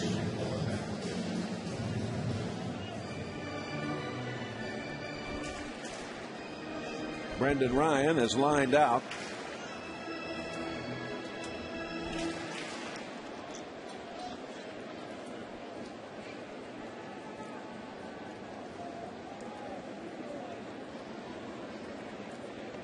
Rasmus down there at second with 1 away.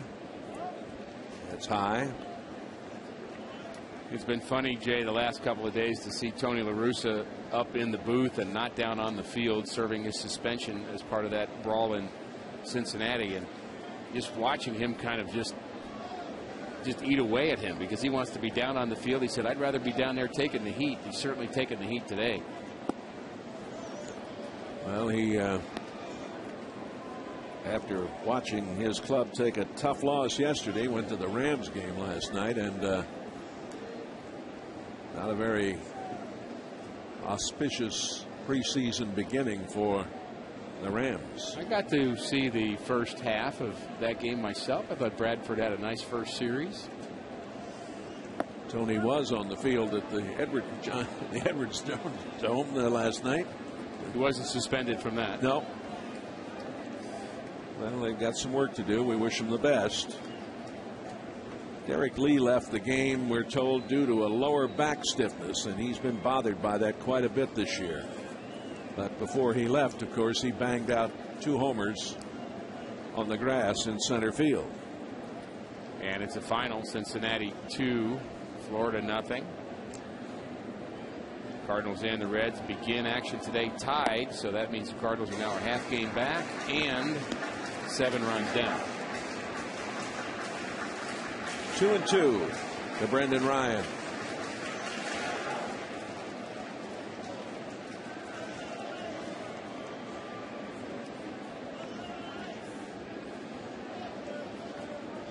Rasmus out there at second. Right back to Ryan. He holds Rasmus and throws on. So it'll be up to Schumacher. When you get together some of the biggest voices in St. Louis, you get some big opinions, good or bad, right or wrong. You're telling it like it is. See what everyone is talking about. Watch I'm Just Saying weeknights during News Channel 5 at 10 o'clock. Schumacher struck out in the first, singled in the third.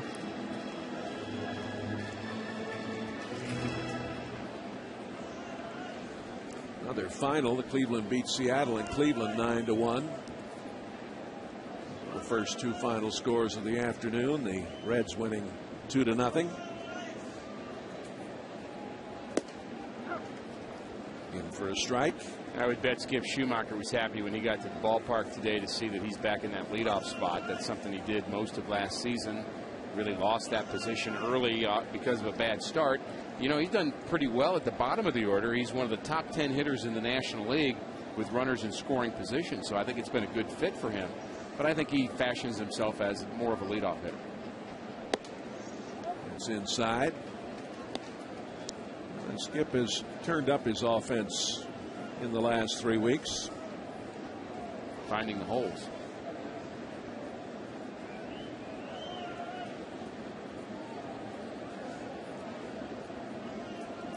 This big crowd hoping they can have something to cheer about before their day comes to an end. 1-2.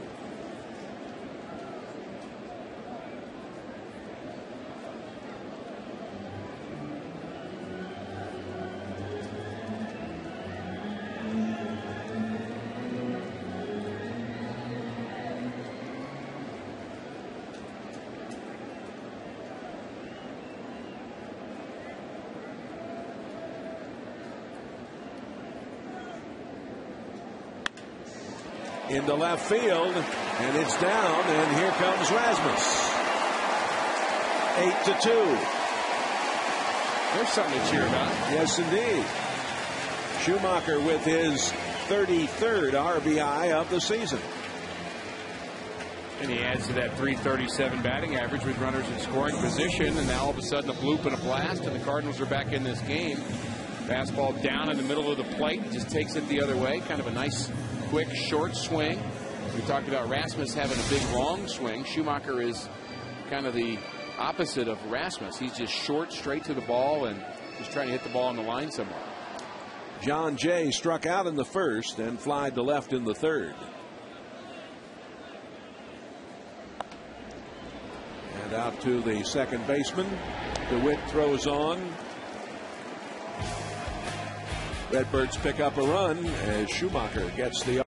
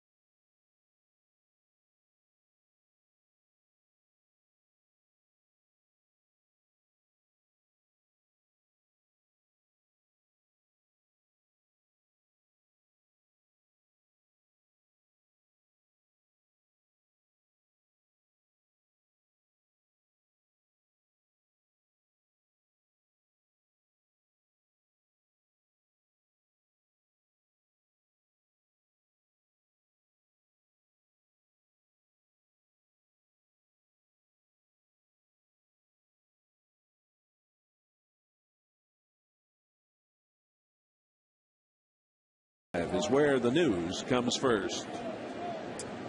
Well, let's talk about Rick's quick fix. And the idea is to get Yachty some rest, and one of the ways you can get him some rest is you get down 8-2 in the middle of a game, and that gives Stephen Hill a chance to get some innings in, get some experience at this level. He's going to catch Blake Hawksworth here in the 6th inning, but Yadier Molina has been catching day after day after day since Jason LaRue got his concussion. So here's a way to get him some rest with an off day tomorrow. Yachty should come back on Tuesday good as new.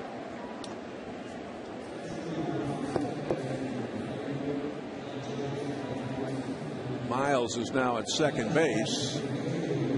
Hawksworth has had a couple of good outings in a row out of the Cardinal bullpen. I think his starts were so-so when they used him in the rotation, and we'll see if he can give Tony a couple of good innings here in the middle of this game. Jay has gone to left field, or check that, to center field.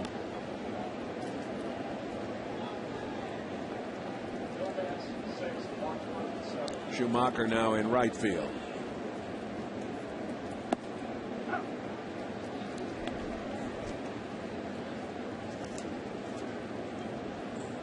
Here's Fukudome, who is grounded out, fly deep to center.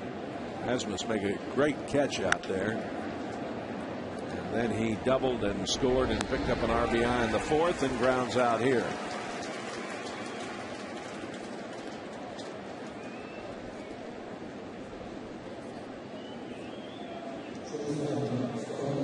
Starlin Castro is grounded out, struck out and grounded out. He's 0 for 3 this afternoon.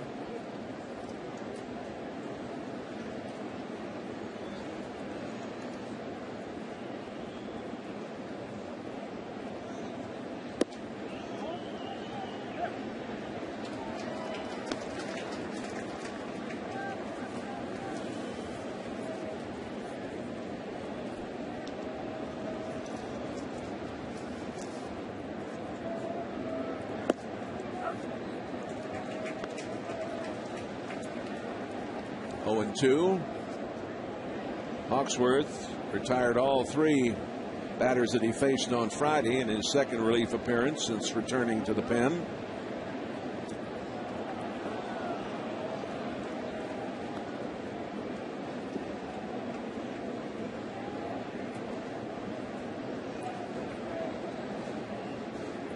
Hawksworth, by the way, Jay Hawksworth is going to hit in the 7th spot of the order, and Stephen Hill will bat in the 6th spot.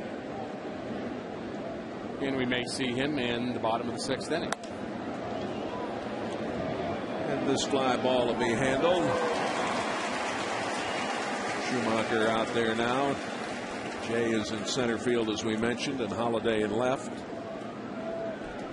Stephen Hill behind the plate, and Miles at second.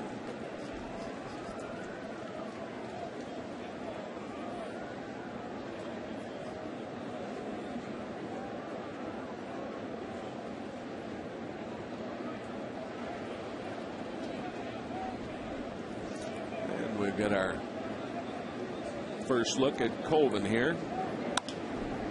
He puts it on the ground. Good inning. Miles throws on. Very nice. Chicago leading 8-2.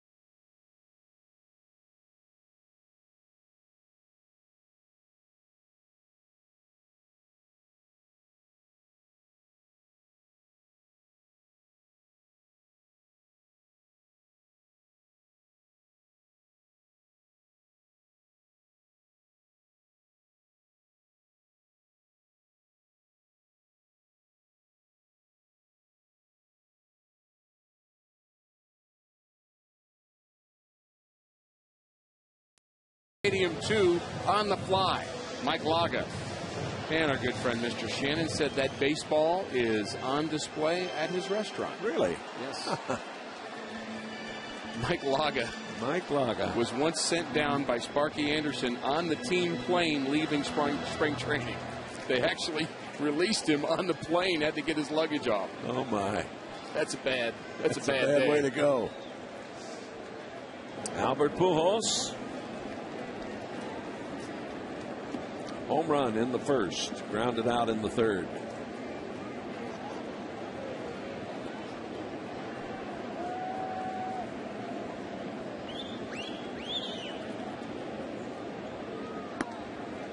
You're just joining us. Lee with a homer in the first, Pujols with a homer in the first. Lee again in the third. It's 2-1 Chicago. Cubs came up with 6 runs. They batted around in the fourth. Cardinals got a run in the fifth, and we are 8-2 as we play in the bottom of the sixth inning. The Reds have defeated the Marlins and have a half-game lead at the moment. And with a loss here today to the Cardinals, they would take a 1-game lead in the Central. This game is not over, but that one a little high and tight to Albert. Another walk for Albert. Well, the Cardinals will keep competing. There's no question about that. You've got some offense going in the right direction from a lot of places, including Albert and Matt Holliday, who has a 9-game hit streak on the line. And why not have some optimism about maybe putting a 2 or 3 spot up here and getting their bullpen and see what happens. That's the 71st walk issued to Pujols, who is second behind Prince Fielder of Milwaukee in the walk statistic.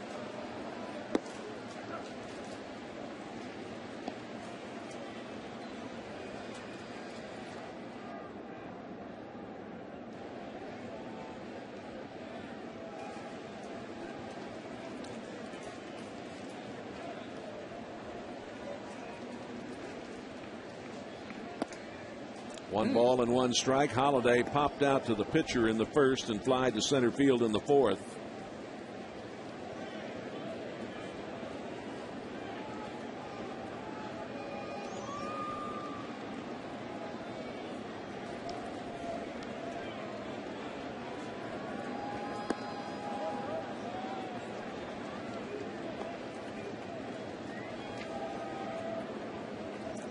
Holliday with an on-base percentage of .383 in the top 10 in the National League list.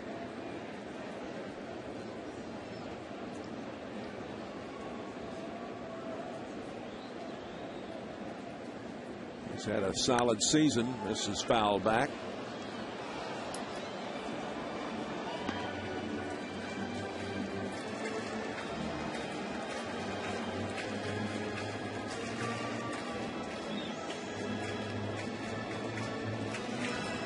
Hill getting some advice from a guy that knows a little bit about hitting. You betcha. Mark McGwire. And Hill's a bit of a power hitter too. Over 20 home runs at the AA level.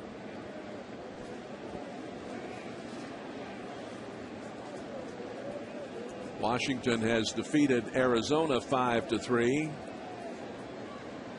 I think Strasburger, the youngster, was to get that start today. That game in the nation's capital.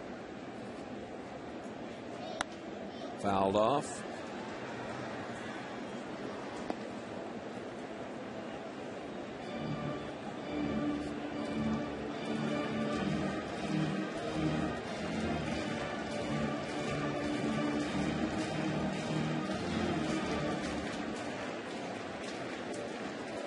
Two and two.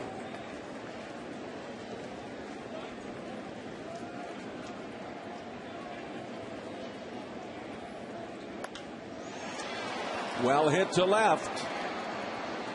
Colvin going back there, now comes in. That ball was held up. He went back on it like it was going to get to the track, and then it just hung up. Immediately following today's telecast, stay tuned for the Dave Sinclair Automotive Group Cardinals Game Day Wrap-Up. Enjoy the Cardinal highlights from today's action and insights into the game. News Channel 5, your home for St. Louis Cardinals baseball. Alan Craig is grounded out and struck out.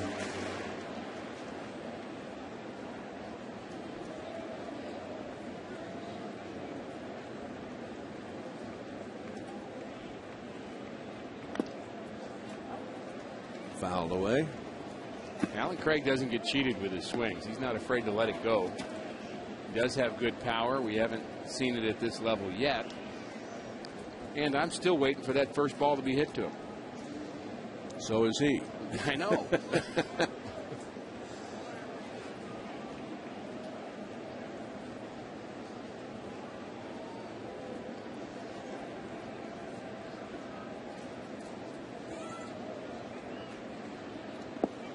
You know, when you coach young kids, Jay, about the game of baseball, you teach them that you have to be alert and ready for things, but you may have to wait sometime. And you think about Alan Craig being at the ballpark today, probably at, what, 10 o'clock in the morning, maybe 9 o'clock. And, you know, he's been here for 6 or 7 hours, still hasn't had the first ball hit to him in the game that matters, but he's going to have to be ready for it when it happens. And if you're playing as a young kid in right field, you may have 2 balls hit to you in an entire game. You just have to be kind of semi-alert, and then when it happens, be prepared. 1 ball and 2 strikes. They did work with him some earlier today, I know, and of course yesterday as well. Jose Oquendo, yes, spent a lot of time with him really all week long, and if anybody can teach somebody to play the infield properly, it would be that guy, Jose Oquendo.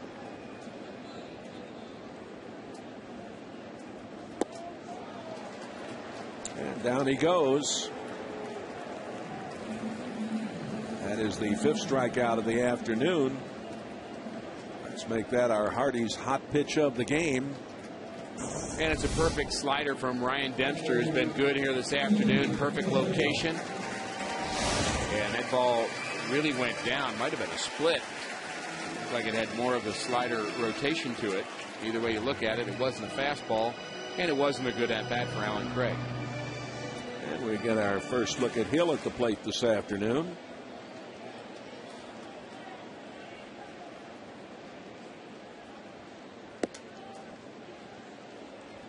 He's had a good career so far. Ball 1. They're afraid to pitch to him, Jay. The rookie catcher, purchased from Springfield on Wednesday. 1 ball and 1 strike. Well, the beard fits in just perfectly with the Cardinal bullpen, that's for sure. Leading the Texas League in home runs and RBIs, and second in slugging percentage, batting .280. And a breakout year.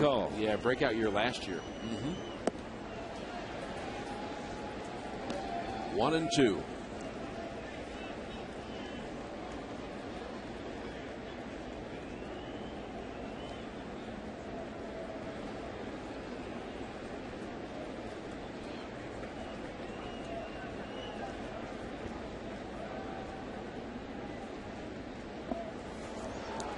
And the strikeout, and that's going to end the inning. We have played 6 here at Busch Stadium, and the Cubs have a 8th spot on the board. The Cardinals 2.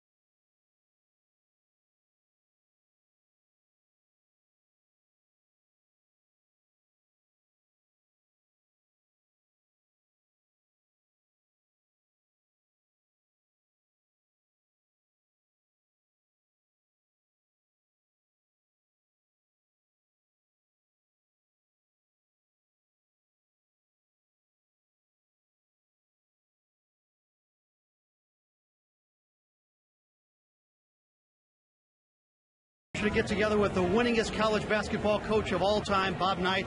Coach, your passion for Cardinal baseball, everybody knows about it. Do you take a series like this tough? Well, what's happened, I think, to a degree, is that the series on the road with Cincinnati, they win all 3 games. That's huge. They're tired. I thought that Carpenter was just worn out yesterday when he went into pitch. You know, it's like a guy that spends 30 minutes on the driving range and can't hit the ball off the first tee. I just think that that's a tough thing to come back from.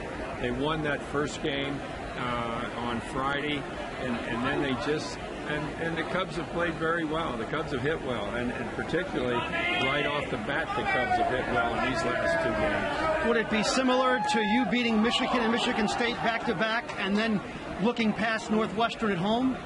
Well, yeah, I think it may be that to a degree, but I think more than that, it's a fatigue factor. I mean, like I said, I thought that Carpenter was just so tired to start the game yesterday, and I think they go into this season now, you know, they're at 100 and some games, and they had that huge thing in Cincinnati with the 3 games, and then come back home.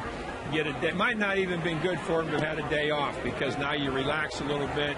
There's a tendency, I think, to feel like we're home. It's going to be a little bit better for us, but you know, the dimensions are all the same, and the other guys have hit better. Would Tony La Russa have been a great college basketball coach too? Well, I think that Tony could have done anything that he wanted to in the sports world, because I've never known a guy that paid more attention to details or had a better grasp of everything that's going on. You know, like in basketball, you can say, well, so-and-so is really a good defensive coach, but his team has a hard time scoring, or vice versa. And I think that Tony's approach covers all aspects of the game, and I think that would be the same thing if he were coaching another sport like basketball. You had a chance to coach Michael Jordan at the Olympics. You've gotten to know Albert Pujols quite well. Are there some similarities? Well, I think that it's very possible that when it's all said and done, Albert will be the best player ever to play baseball. And I think that Jordan is not, right now, Jordan to me is not the best player ever to play basketball. He's the best player that America has ever had in a team sport. I can't think of anybody that was better than he was. He was a defender, he was a scorer, he was a rebounder, and he won a lot. And I don't think, you'd have to go to Babe Ruth to come up with somebody, because Ruth was a pitcher that had the same kind of effect on a team that Jordan had on basketball. Wasn't there a great story with you and Michael Jordan at halftime when you had some things you didn't think he was doing? Oh, I used to tell a little story about, and Michael had a great sense of humor.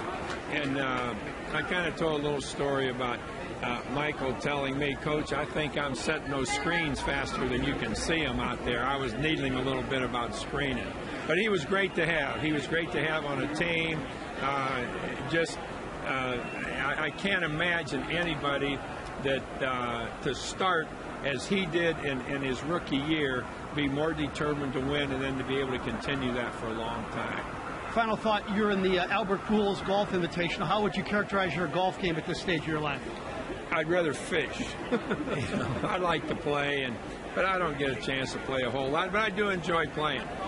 If it were a fishing tournament, I would be a threat. Can you beat Tony? Tony and I play a lot about the same. But it's something that's something that I think is really special about Albert. I think that he has really been a tremendous addition to the city of St. Louis, not just because he's a baseball player, but he's a superstar that understands that there are a lot of good things he can do for the community just because of who he is, and I think he's been great at that. Coach, we appreciate the visit. Thank you, sir. Okay, you bet. That's the great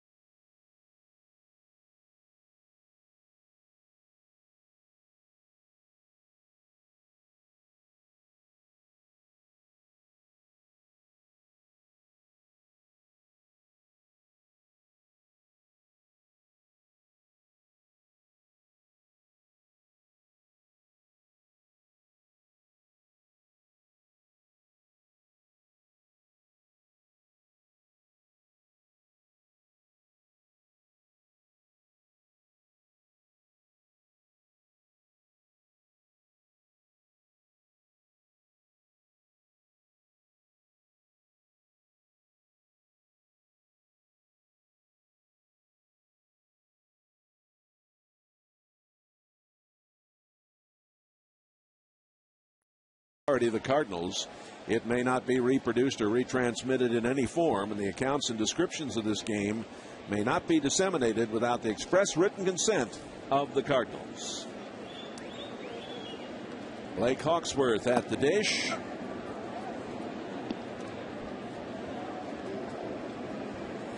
And let's see, this might be his first at bat.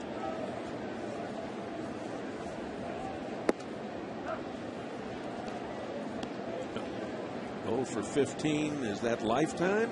Let's see how it is. That might be his first hit. How about that?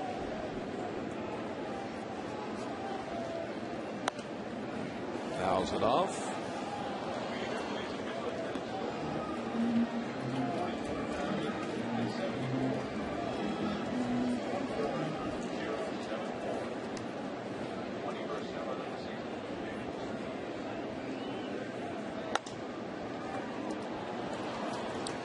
Hawksworth has been to bat 15 times this year. And that's going to do that.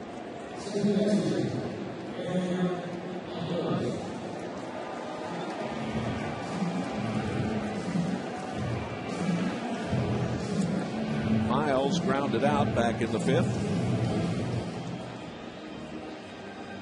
So far, you appreciate what McDougal was able to do, and then Hawksworth in his couple of innings of work just at least stopping the bleeding.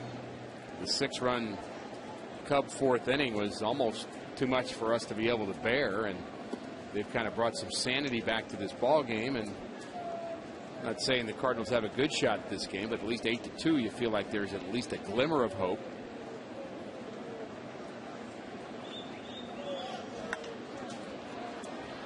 Fly ball out into left. Tyler Colden making the play. Cubs really beat the odds yesterday, Jay. The Cardinals had been 18-8 since the All-Star break going into yesterday's loss. And the Cardinals were also really good when they scored first, and they have been all year long, 47-12. And they did jump out to a lead yesterday. But even with those numbers working in that direction, the Cubs were able to come back with 2 in the second, 1 in the third, and win yesterday's game.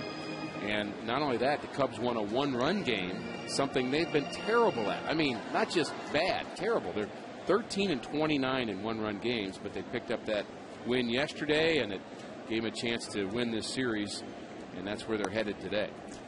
And I'll recap that last half inning for you with Bob Knight and Frank visiting in the inning ending rather quickly on that double play. Ramirez struck out, Bird singled, and then Nady hit into the double play. 4-3, 6-3, 6.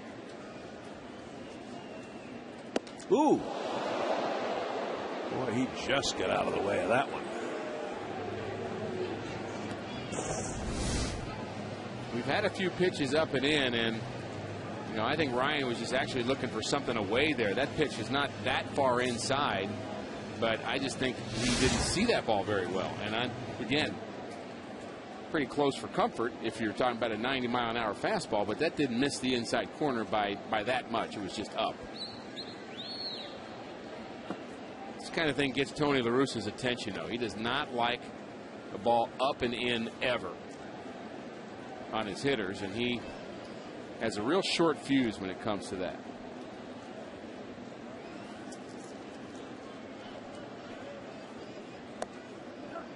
That catches the corner. The 21st sellout of the season this afternoon, 44,074 on hand. And what a nice day it is.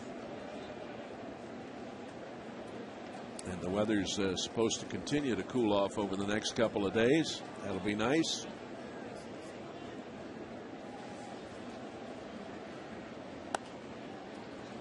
And the ball is foul. Check swing there.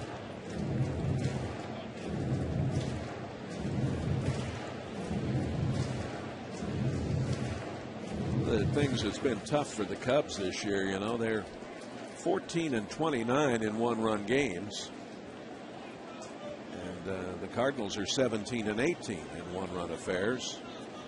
It's been a problem for him. There is Sweet Lou, and he'll be 67 on August the 28th.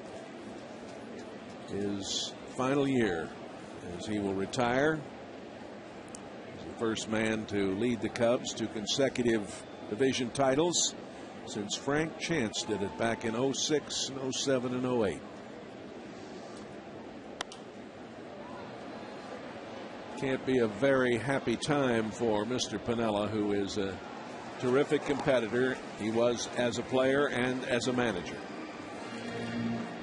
Former Rookie of the Year from Tampa, a boyhood friend of Tony La Russa. They played kid ball together down in the Tampa Bay area. Frank Chance, I don't hear that name very often. That would be of the Tinkers to Evers to Chance. It would be. Trifecta. Yeah. I never saw them, but I understand they were very, very talented. We'll take people's word for it. Yeah.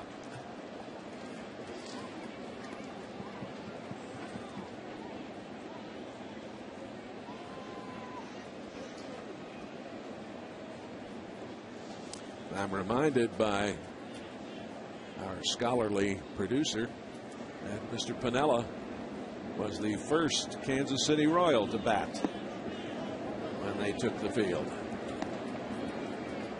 I really remember him as a player. I think of him as a Yankee more than anything else. But he had a very good career, and really a volatile player who turned into a volatile manager who's kind of tamed himself a bit over time.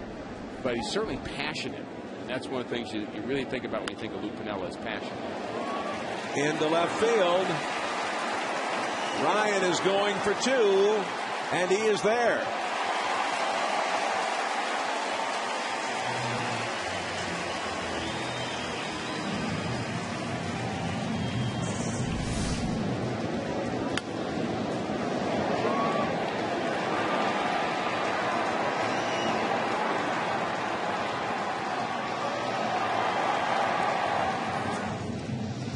Hitting the inside of the base, propelling him towards second base. Brendan Ryan, a very good base runner. The slide was almost a bit short at second. He slid in, popped up a bit early, but that double will chase Ryan Dempster. And Sean Marshall will be coming.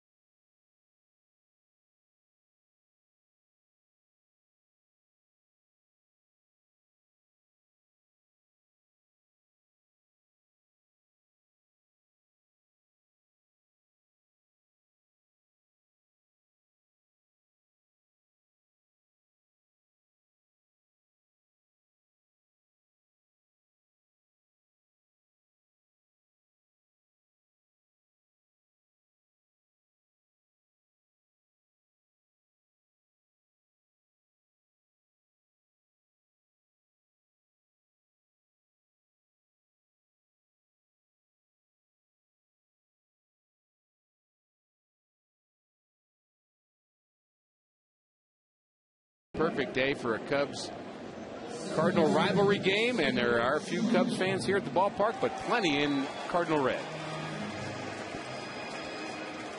Try the new ice blended caramel or mocha frappes. They're now at McDonald's, and they are good. Good. 8-2. We have Jeff Baker now at first base. Sean Marshall, the left-hander, is on. 6-3 this year, 2.36 ERA, one save. Inside, Skip Schumacher. Skip started the day with a strikeout, then he singled in the third, singled and picked up an RBI in the fifth.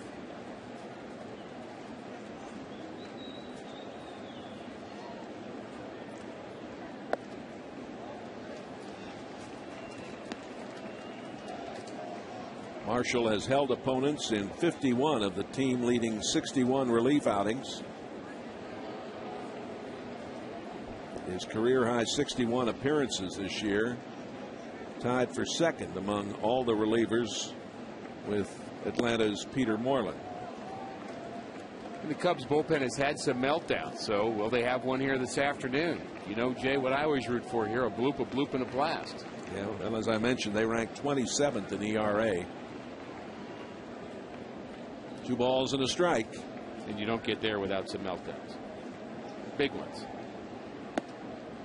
That's in 2-2.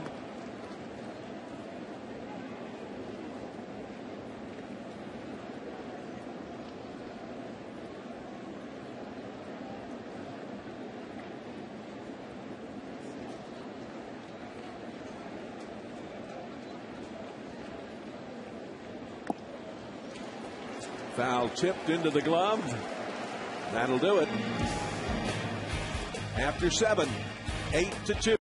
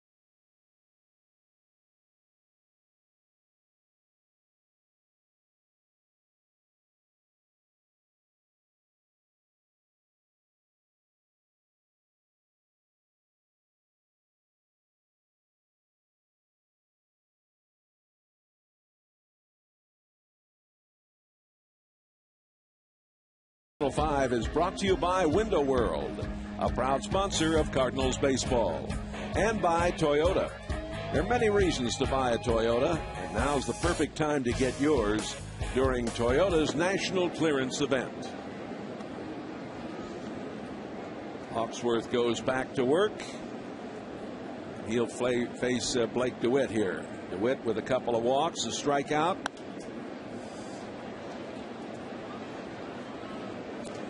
You're just joining it. Derek Lee with a home run in the first for Chicago. Albert Pujols with a homer for St. Louis. In the third, another homer from Lee. He would later leave the game with some back problems. But the fourth inning, the Cubs came up with 6 big ones. They lead at 8-2. The Cardinals picked up a run in the fifth. That was some long half inning, too, wasn't it, Yes, Jay? it was. It was a toughie. Into center field. Leadoff single for DeWitt. Well, let's revisit Rick's keys to this game. Well, a couple of things I thought were important to this ball game. We'll see how they fared for the Cardinals. What will the starters do? Well, Kyle Loesch wasn't very good here this afternoon, and Ryan Dempster's had a good outing, and it's so important what those starters do. Craig playing third base hasn't had a ball hit to him yet. He is 0 for 3 at the plate. Fundamentals, Cardinals haven't even been in situations to be able to even bunt or hit and run because they got down early. So the fundamentals really haven't been a problem, but it was just point number one, what the starters did, that has really dictated where we are in this ballgame. Here's Coy Hill, the catcher.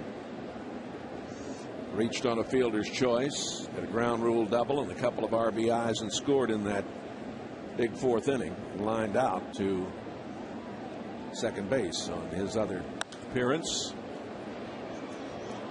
And the line on Ryan Dempster, 6 2/3, gave up 2 runs they earned. He gave up 5 hits, struck out 6 and walked 2. Dempster in line for the victory.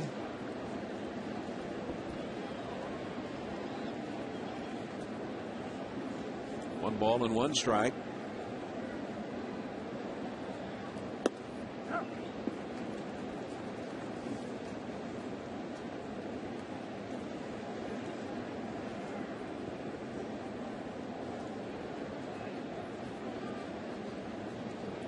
Stephen Hill getting a little work behind home plate, Jay.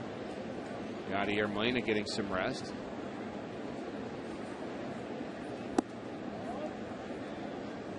And his style a bit different.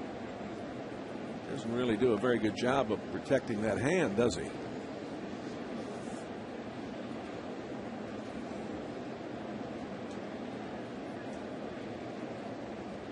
a look here.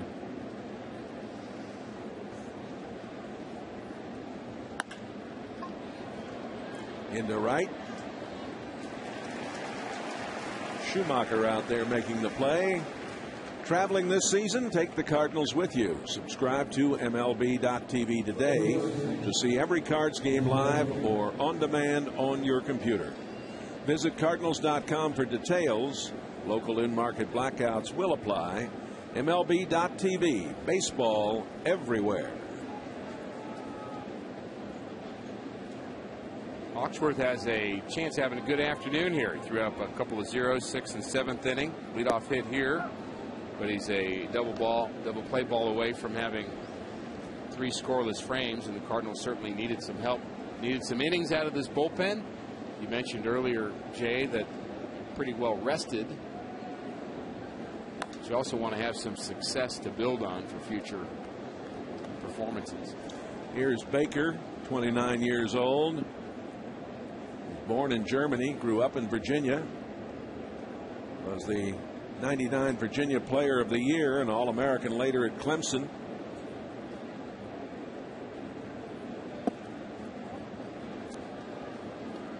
Back to that item we mentioned about how he protects his hand back on this lineup.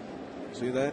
Yeah, there's the hand. It's pretty well, it's not behind the glove. It's not really behind his leg. It's not just basically sitting there. And I guess you get hit once or twice, and then you might make an adjustment. A lot of the players will put that hand just to the side behind them a little. 2 balls and 2 strikes. You have some vulnerable areas as a catcher. I mean, it's a tough job to do, but the one that you really don't want to get hurt is that throwing hand. And the strikeout.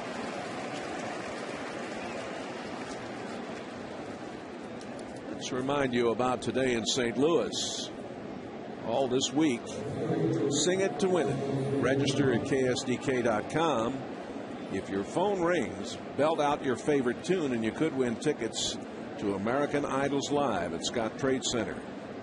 Even go backstage and meet the stars. That's today in St. Louis, weekday mornings beginning at 4:30 on News Channel 5. Halladay makes the play in left, and that'll do it. Redbirds coming up in the bottom of the 8th.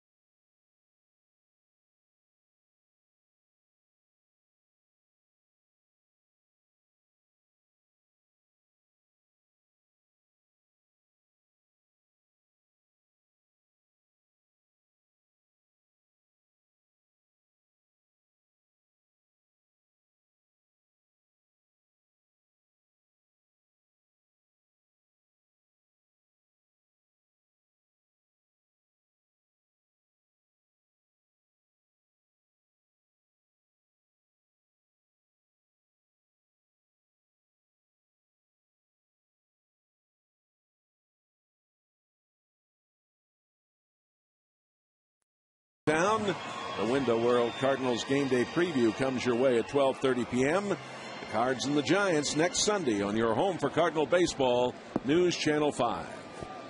Here's John Jay to lead off the 8th. He struck out, flied to left, and grounded out. Probably be the last batter for Sean Marshall, right-hander loosening for Chicago. That looks like Marcos Mateo. We've seen him in this series, but Sean Marshall's been really good this year. He has very good numbers. Kind of a left-handed guy late in the game. Perfect for him to face Schumacher and Jay in succession.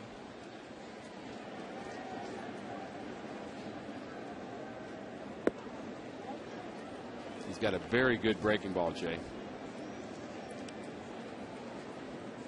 He's a very imposing figure out there, isn't he? 2 balls and a strike. Really whips that ball. Houston has defeated Pittsburgh 8-2. That game down in the city of Houston. Cleveland 9-1 over Seattle. That's a final. Tampa Bay defeats Baltimore 3-2. And the Yankees lose to Kansas City. Over on the other side of the state, 1-0 Kansas City in that one. In Atlanta, the 13-run pool is gone in Atlanta. 13-1 Atlanta over LA.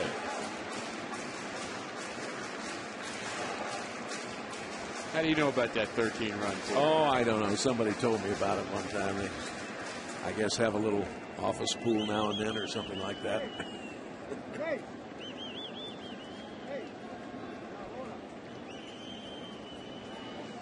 Full count.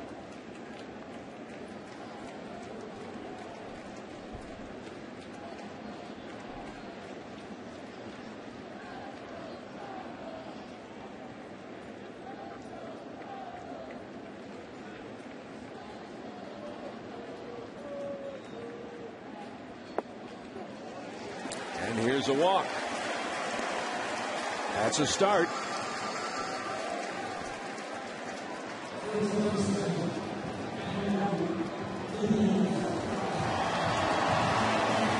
Well, it looks like Sean Marshall's going to get a chance to face some right-handers here, even though Mateo is loose.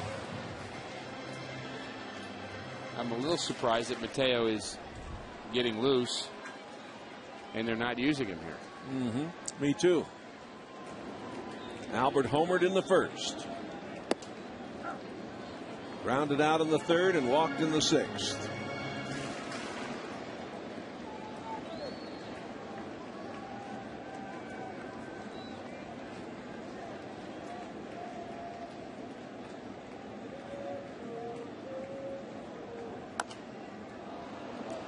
A little bleeder, foul.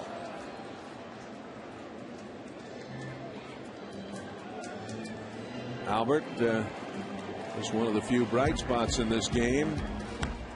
Back in the first inning. Home run number 30 for Albert Pujols. A lot of talk about him having an off year, Jay, but 30 home runs is a pretty good milestone, and he does it every single year. He also walked in the 6th inning, and Albert is certainly seeing the ball a lot better over the last 3 or 4 weeks, and really can't picture a day where he's had a really bad day at the plate for at least 2 weeks, where he's been 0 for 4 and looked off balance. He just seems to be much more balanced at the plate. That's back to the screen.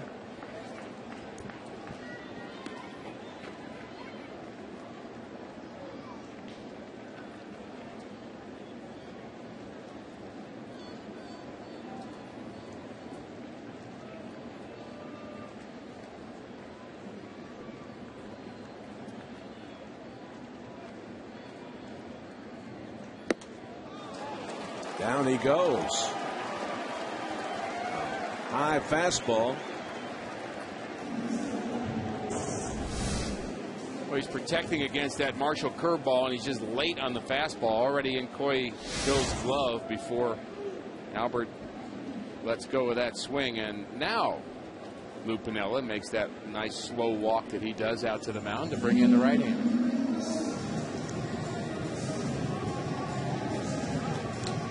And a pitching change.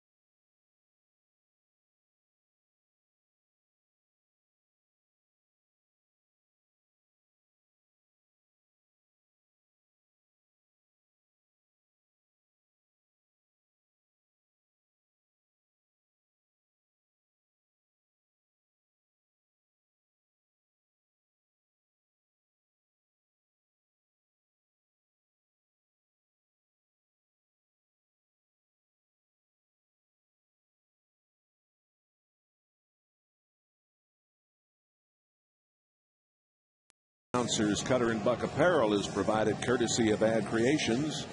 Contact Ad Creations for all your promotional product and apparel needs. If you want people to remember your name, remember ours. www.adcreations.com. And Holiday stepping in against the new pitcher. This is Marcos Matteo. 0-1 this year, 3.38 ERA. And he threw just one pitch in yesterday's game, but he got an out with it. Brendan Ryan, big part of the game. Only his 4th big league appearance, and was trusted in a 1-run game yesterday by Lou Piniella. And I guess if you're 17 games out, you can trust your young guys in close games. He was recalled from Iowa last Monday, made his major league debut in that contest. He took the loss after surrendering an 11th inning sacrifice fly to Pat Burrell. Well, Burrell has found a home out in San Francisco, hasn't he? They needed some offense, and they've got it from a couple of places, including the rookie Posey. This is into the seats in right. Pat Burrell was the #1 college basketball or baseball player in America when he played at Miami. I had an opportunity to do a number of the games that he participated in. I was down there doing the Marlins games, but also did quite a few of the University of Miami Hurricane baseball games in Coral Gables.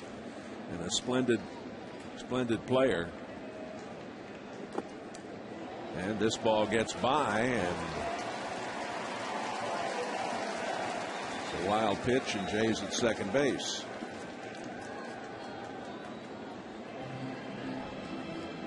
Mateo has a live arm. See why the Cubs are interested in him.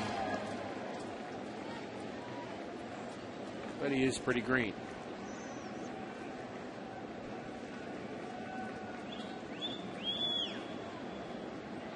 He is from the Dominican.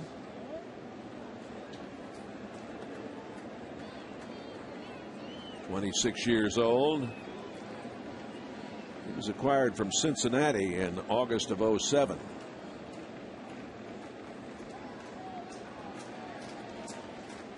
Full count.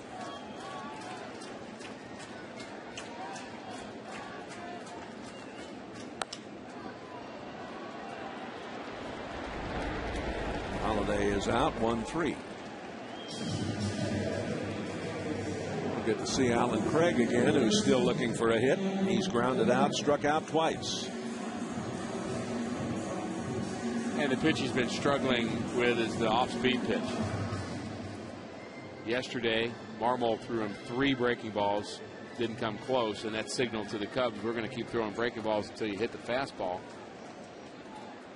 And I bet he gets a couple breaking balls in this at-bat.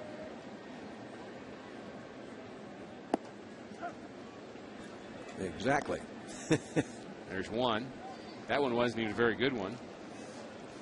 That was a slider that just stayed on the inside part of the plate.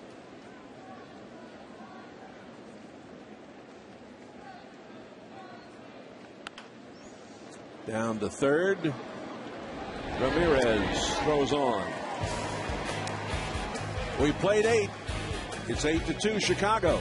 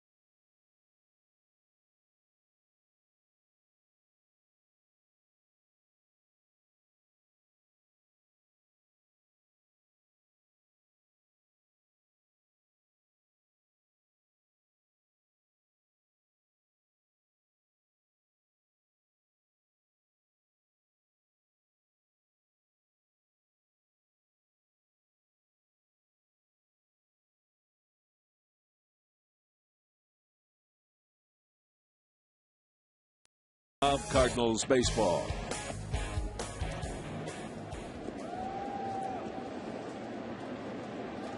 Here's Randy Wynn now in left field.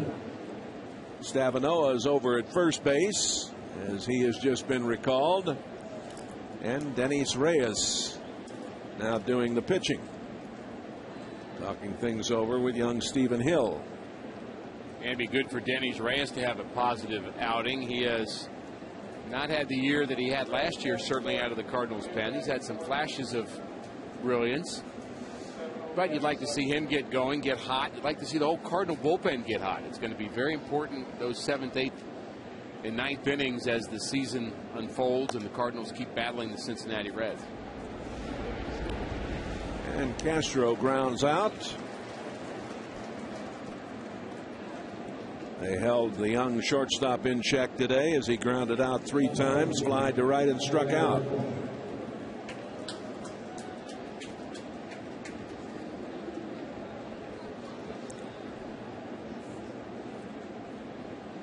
Here's Colden, who grounded out back in the 6th inning.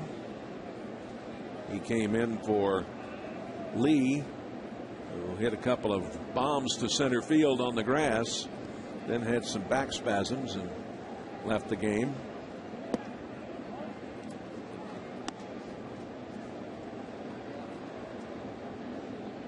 Reyes had his 11 appearance scoreless streak snapped on the 3rd. You never want anybody to be injured, Jay, but the Cardinals, I guess, would have preferred if Derek Lee was going to have back spasm that they might have materialized about 12 o'clock today. Yeah. Instead of 2 o'clock. 1 ball and 1 strike to Colvin. Lined off the glove of Stavanoa. And the youngster is going for 2, and he is there. A double Young Tyler Colvin.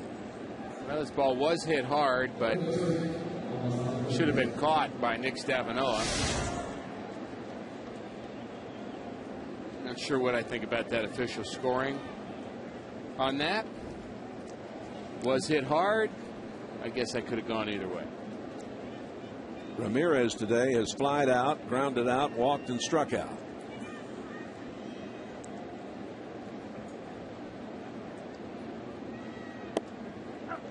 This guy's had a disappointing year, batting .230. And injuries have had a lot to do with that. He's played hurt quite a bit this year.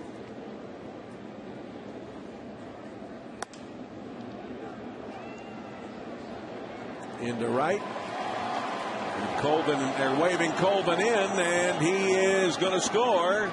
And now they've got Ramirez hung up, and he's out.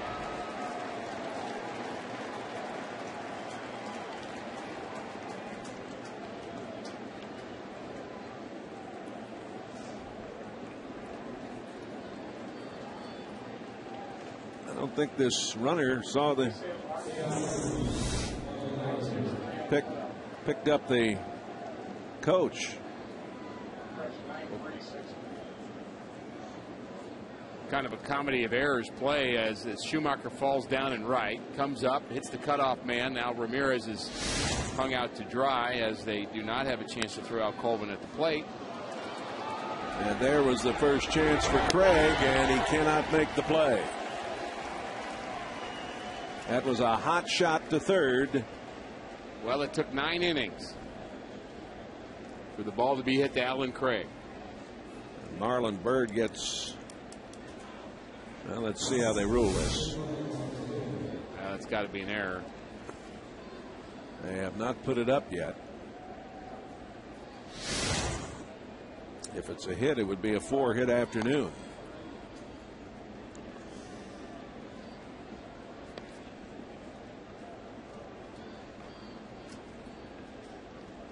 It is an error.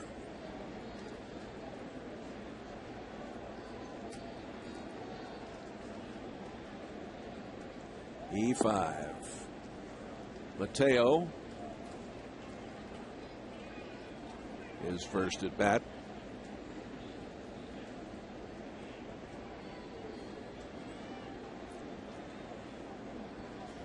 It's now 9-12-0 for these Cubbies. They have left 5. 1 ball and 2 strikes.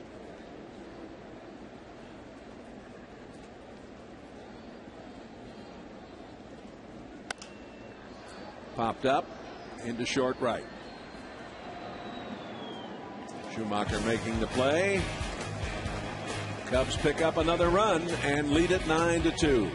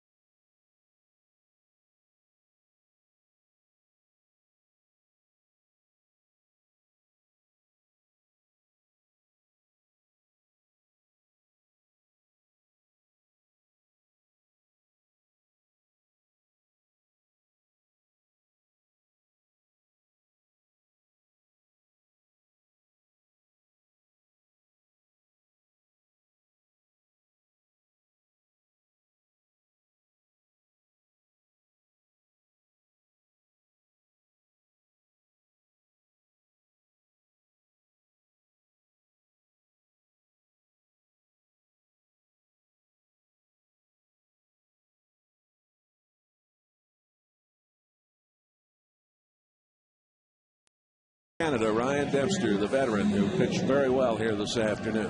He's in line for his 11th victory of the season. He certainly outpitched Kyle Loesch here this afternoon. Wasn't spectacular, but just 5 hits in his 6 2/3 innings. Struck out 6 Cardinals. And we've seen the big league debut of Stephen Hill. He's going to get a chance to hit again as he spelled Yadier Molina halfway through this game.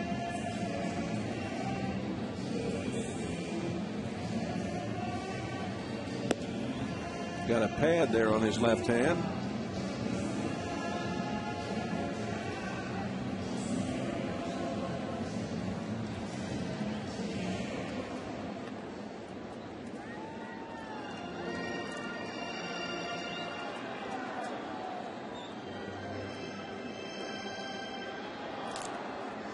Hill struck out back in the 6th.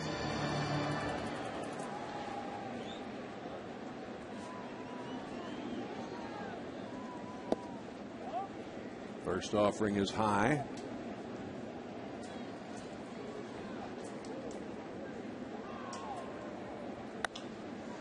Well hit to right. And it is gone. Stephen Hill. What a thrill for him. How about that? The rookie Stephen Hill. First big league hit. First big league RBI. Give him the ball back. Let's go. There's no discussion. That's not your ball, pal. They got it. They're bringing it down the line. See it? And they got the ball for him. That's great. Give him a hot dog.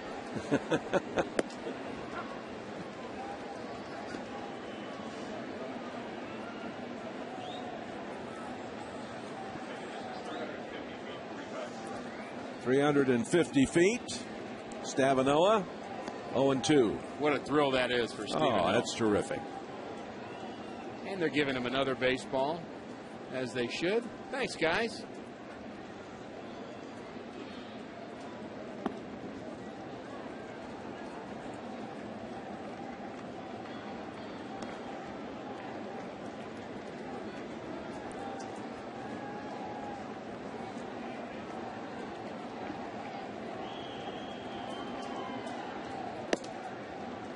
Let's take a look at that again. After watching this, Rick, you wonder maybe Pagnozzi won't get a call to come up next week. Well, you don't have to worry about the offense of Stephen Hill. This ball just barely stays fair. And we talked about the fact that he does have some power, and he showed it here. Yep. And I wonder how many people he's going to call in Houston today. Or how many calls he might get. Huh? Well, that's terrific. Good for him. Yeah. That is fun. 2-2. You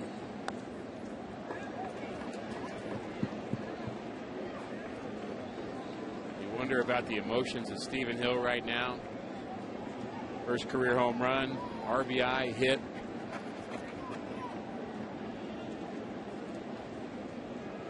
Stavanoa hit in all 8 games. It was down in Memphis. And he's healthy again.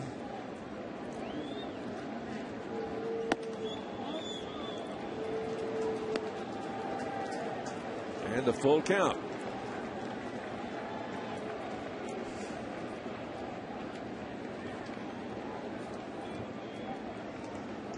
Little negotiating going on down there. Off the glove of Castro.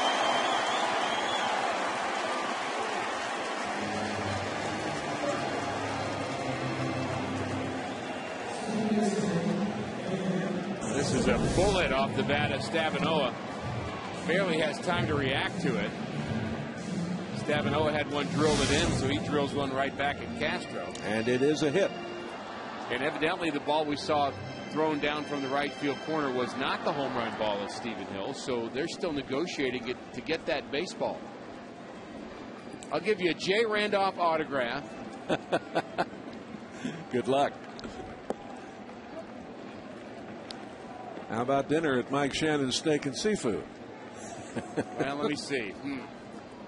He's negotiating hard, I can tell. Got his buddies with him, egging him on. Here's Miles at the plate, and he hits a shot into right. Oh, the Birds aren't done. 9-3 on the scoreboard. And Larry Rothschild, the pitching coach of the Cubs, headed to the mound. Rothschild, a Chicago area guy. His wife and his attorney there, and good friend, longtime pitching coach of the Florida Marlins before he came to Chicago. Maybe we need her to negotiate with that fan down the right field line. I think we have a deal. I think we have it. He's thinking about it. Some other folks trying to talk him into it. He's on the phone talking to another attorney out of town saying, what do you think we should ask for? I'm going for dinner at Albert Pujols' house. Oh, boy. Not going to get that one. I don't think so. Well, here's Brendan Ryan. Lined out to short, grounded out, and then doubled in the 7th. 2 on, nobody out, a run home. Still a big mountain to climb, but we shall see. Just keep playing till it's done. That's what you do. You don't give up. Remember the Alamo.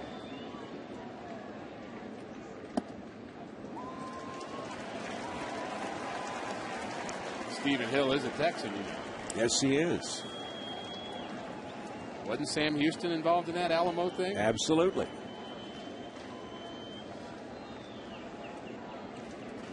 Is that David Bowie? Or is that the singer? Not David Bowie, no. It was the Bowie knife. Oh, yeah. Jim Bowie. Jim.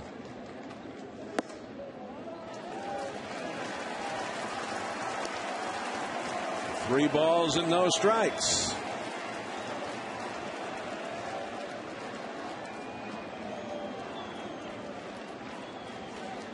I would suggest to Brendan Ryan to not swing at this pitch.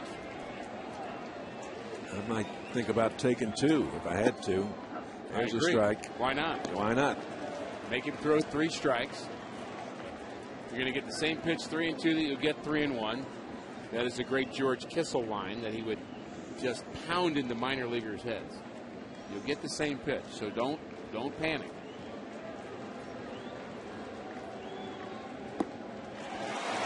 That was low, and the bases are loaded.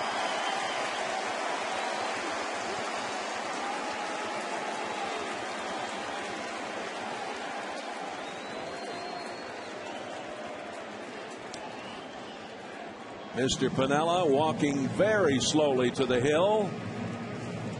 Tony comes out to say something to the plate umpire.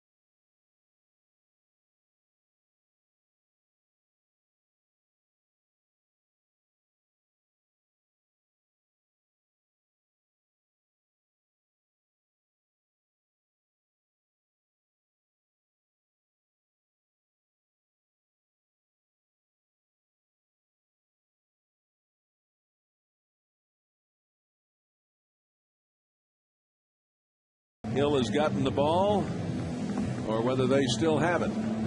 We don't know for certain. He still has it, and there's still a lot of conversation, still a lot of people interested in him. He had a picture taken with a friend holding the baseball. Bottom line is that ball means very little to him, and it means a lot to Stephen Hill. And we can give him 3 baseballs for the price of 1. And I saw Fukudome down there throw him a ball, trying to help out. Fukudome was trying to trade him out, and they just kept the ball that Fukudome threw him.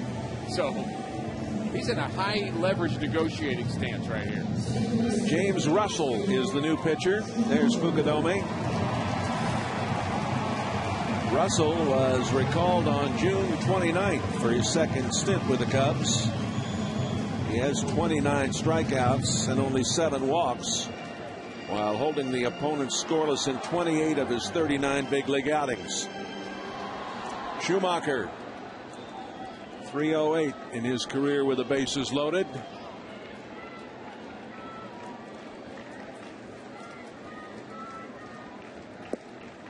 Ball 1. Here are the runners. Stavanoa, Miles, and Ryan. The Ducks are on the pond here in the 9th. Well, you've worked your way into the Chicago bullpen. You just hope it wasn't too late.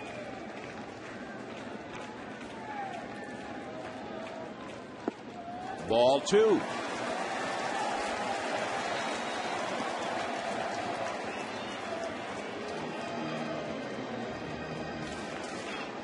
Russell selected in the 14th round of the 07 draft, is 24 years old.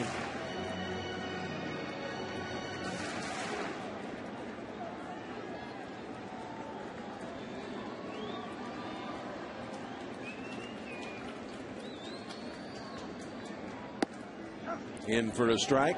Cardinals just have one bench player to hit for the pitcher Reyes. If the Cardinals get to that spot, Reyes follows John Jay in the order right now, and the only one left on the bench is Felipe Lopez. Skip with that grand slam home run in Cincinnati last week, or this past week, I should say. Oh, he was going for the downs on that one. 2-2.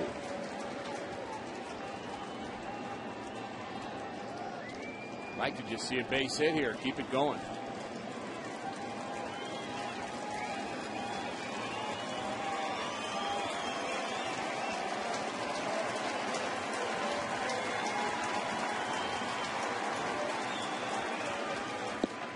Full count.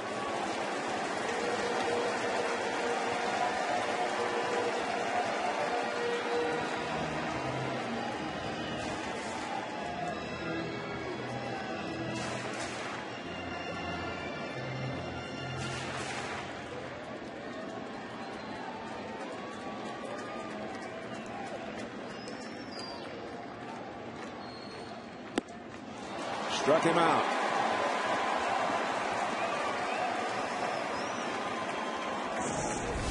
Russell comes all the way back. He was 2-0 on Schumacher. Perfect fastball on the outside half, and Skip just waved right through it. And the Cardinals down to just 2 more chances. And here is John Jay, who has struck out, flied to left, grounded out, and walked.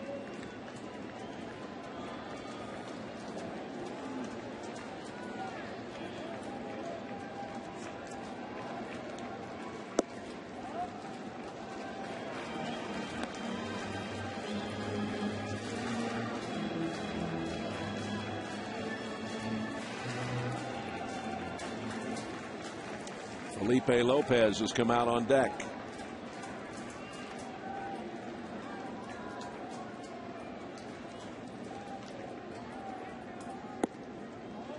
Ball 2.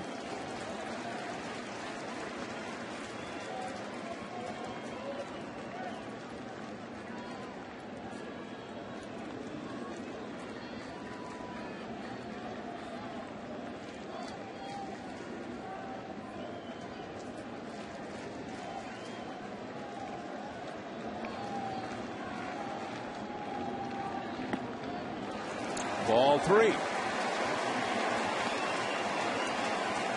And I understand there is a National League rule, Jay, that you're not allowed to put Albert Pujols back in the game after he's been taken out. What a shame. Yeah, what a shame. Had that rule for quite some time now. Wow. Both he and Matt Holliday have been replaced, but the other side of it is the bench of the Cardinals has been the one that has gotten them back in this game, at least, to make it interesting here in the ninth inning, so let him go. The walk. 9-4.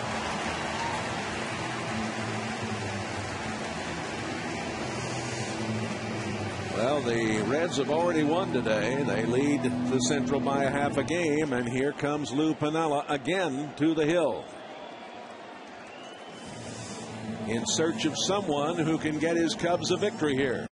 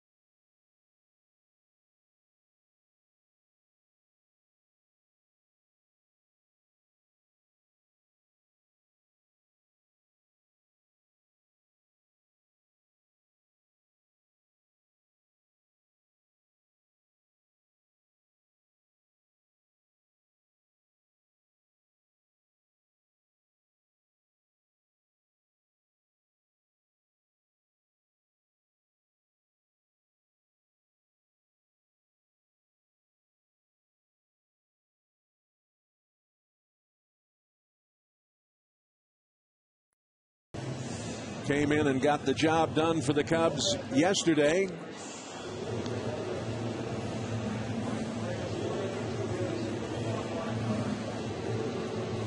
And there is Felipe Lopez, 5 career grand slams.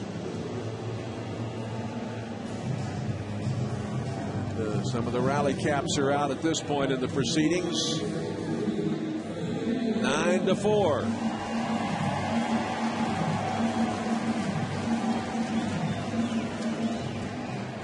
Lopez has been mired in a slump, got the day off, but now is called on.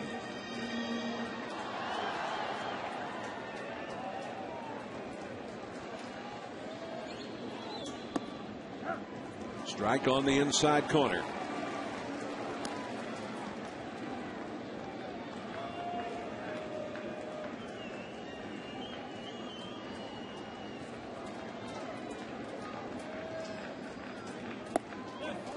Did he go around? Yes, they say. Marmol saved the Cubs' victory yesterday. Crowd not liking that call. He has such a nasty breaking ball. Throws very, very hard. And he is in a safe situation here. Way wide. Marmol in 54 innings has 98 strikeouts. 54 innings. That's strong, isn't it? That's way strong.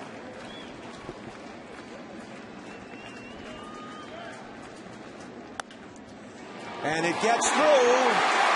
Stavinola scores. Miles comes home.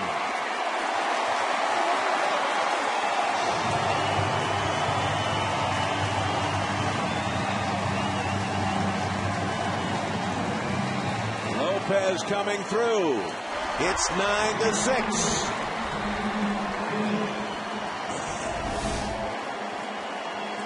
That's a great at-bat for Felipe Lopez. He was down in the count, Marmol tried to come back with another breaking ball, and all of a sudden the Cardinals, with Randy Winn at the plate, are a home run away from tying this game. He represents the tying run.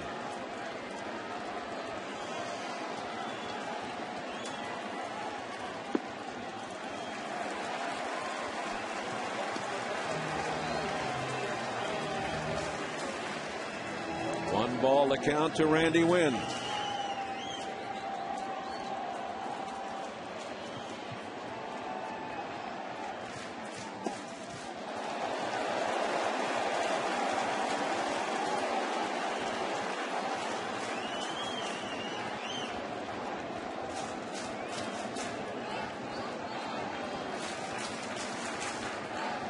Two balls and no strikes to Winn. Runners at the corners.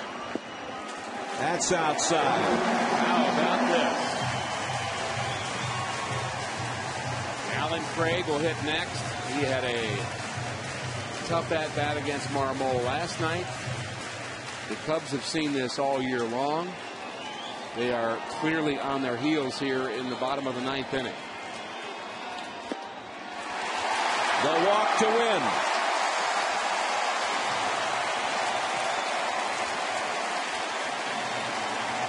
The bases loaded for Alan Craig.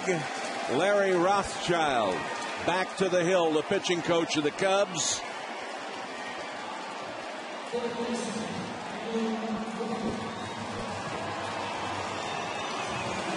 We talked about the importance of the innings of McDougal and Hawksworth, giving the Cardinals a chance to come back late, and that's exactly what they've done. That run in the top of the 9th inning that Denny's Reyes gave up looms large right now. Otherwise, the Cardinals would have the tying run at second base. A look at the runners. Jay, Lopez, and Winn. First place at stake. Alan Craig, 2 ground outs, 2 strikeouts. High and tight.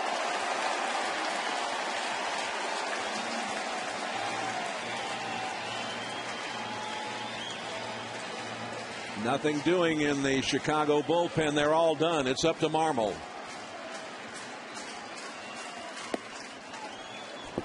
At the letters, a strike, 1 ball and 1 strike. And look at who's on deck. Stephen Hill.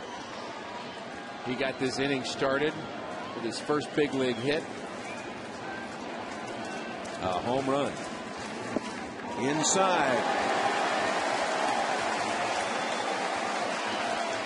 2 balls and a strike. What kind of drama would that be to have Stephen Hill get the game winner in the same inning that he picked up his first major league hit? Foul. Boy, he got hold of that one, just pulled it foul. Just 2-2. Yeah, just a tad in front of it, Jay. Alan Craig has the kind of power to leave all parts of this ballpark. And so does Stephen Hill, who hits next. Again, if you've just joined us, 9th inning. 9-6 Chicago. Fouled off. He just did get a piece of that one. Home runs from Lee and Pujols in the first. Lee again in the third, made it 2-1. 6 runs for the Cubs in the fourth, 1 for the Cardinals in the fifth, 4 in the ninth for the Cardinals here after the Cubs got 1 in the top of this ninth. Out to the shortstop, double play ball, he muffs it. The play to first, the run scores. Well, Castro probably in a bit of a hurry, the youngster, to turn that double play. Ended up having only 1 play, and that was to first.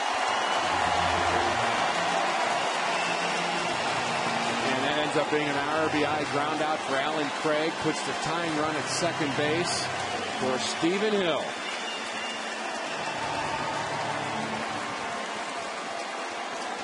(9-7) Hill, who got his first major league home run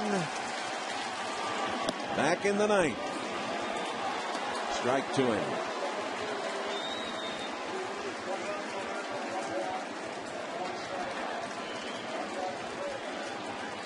Almost everybody standing. It's up the middle, and it is Castro throwing him out, and the Cubs win it.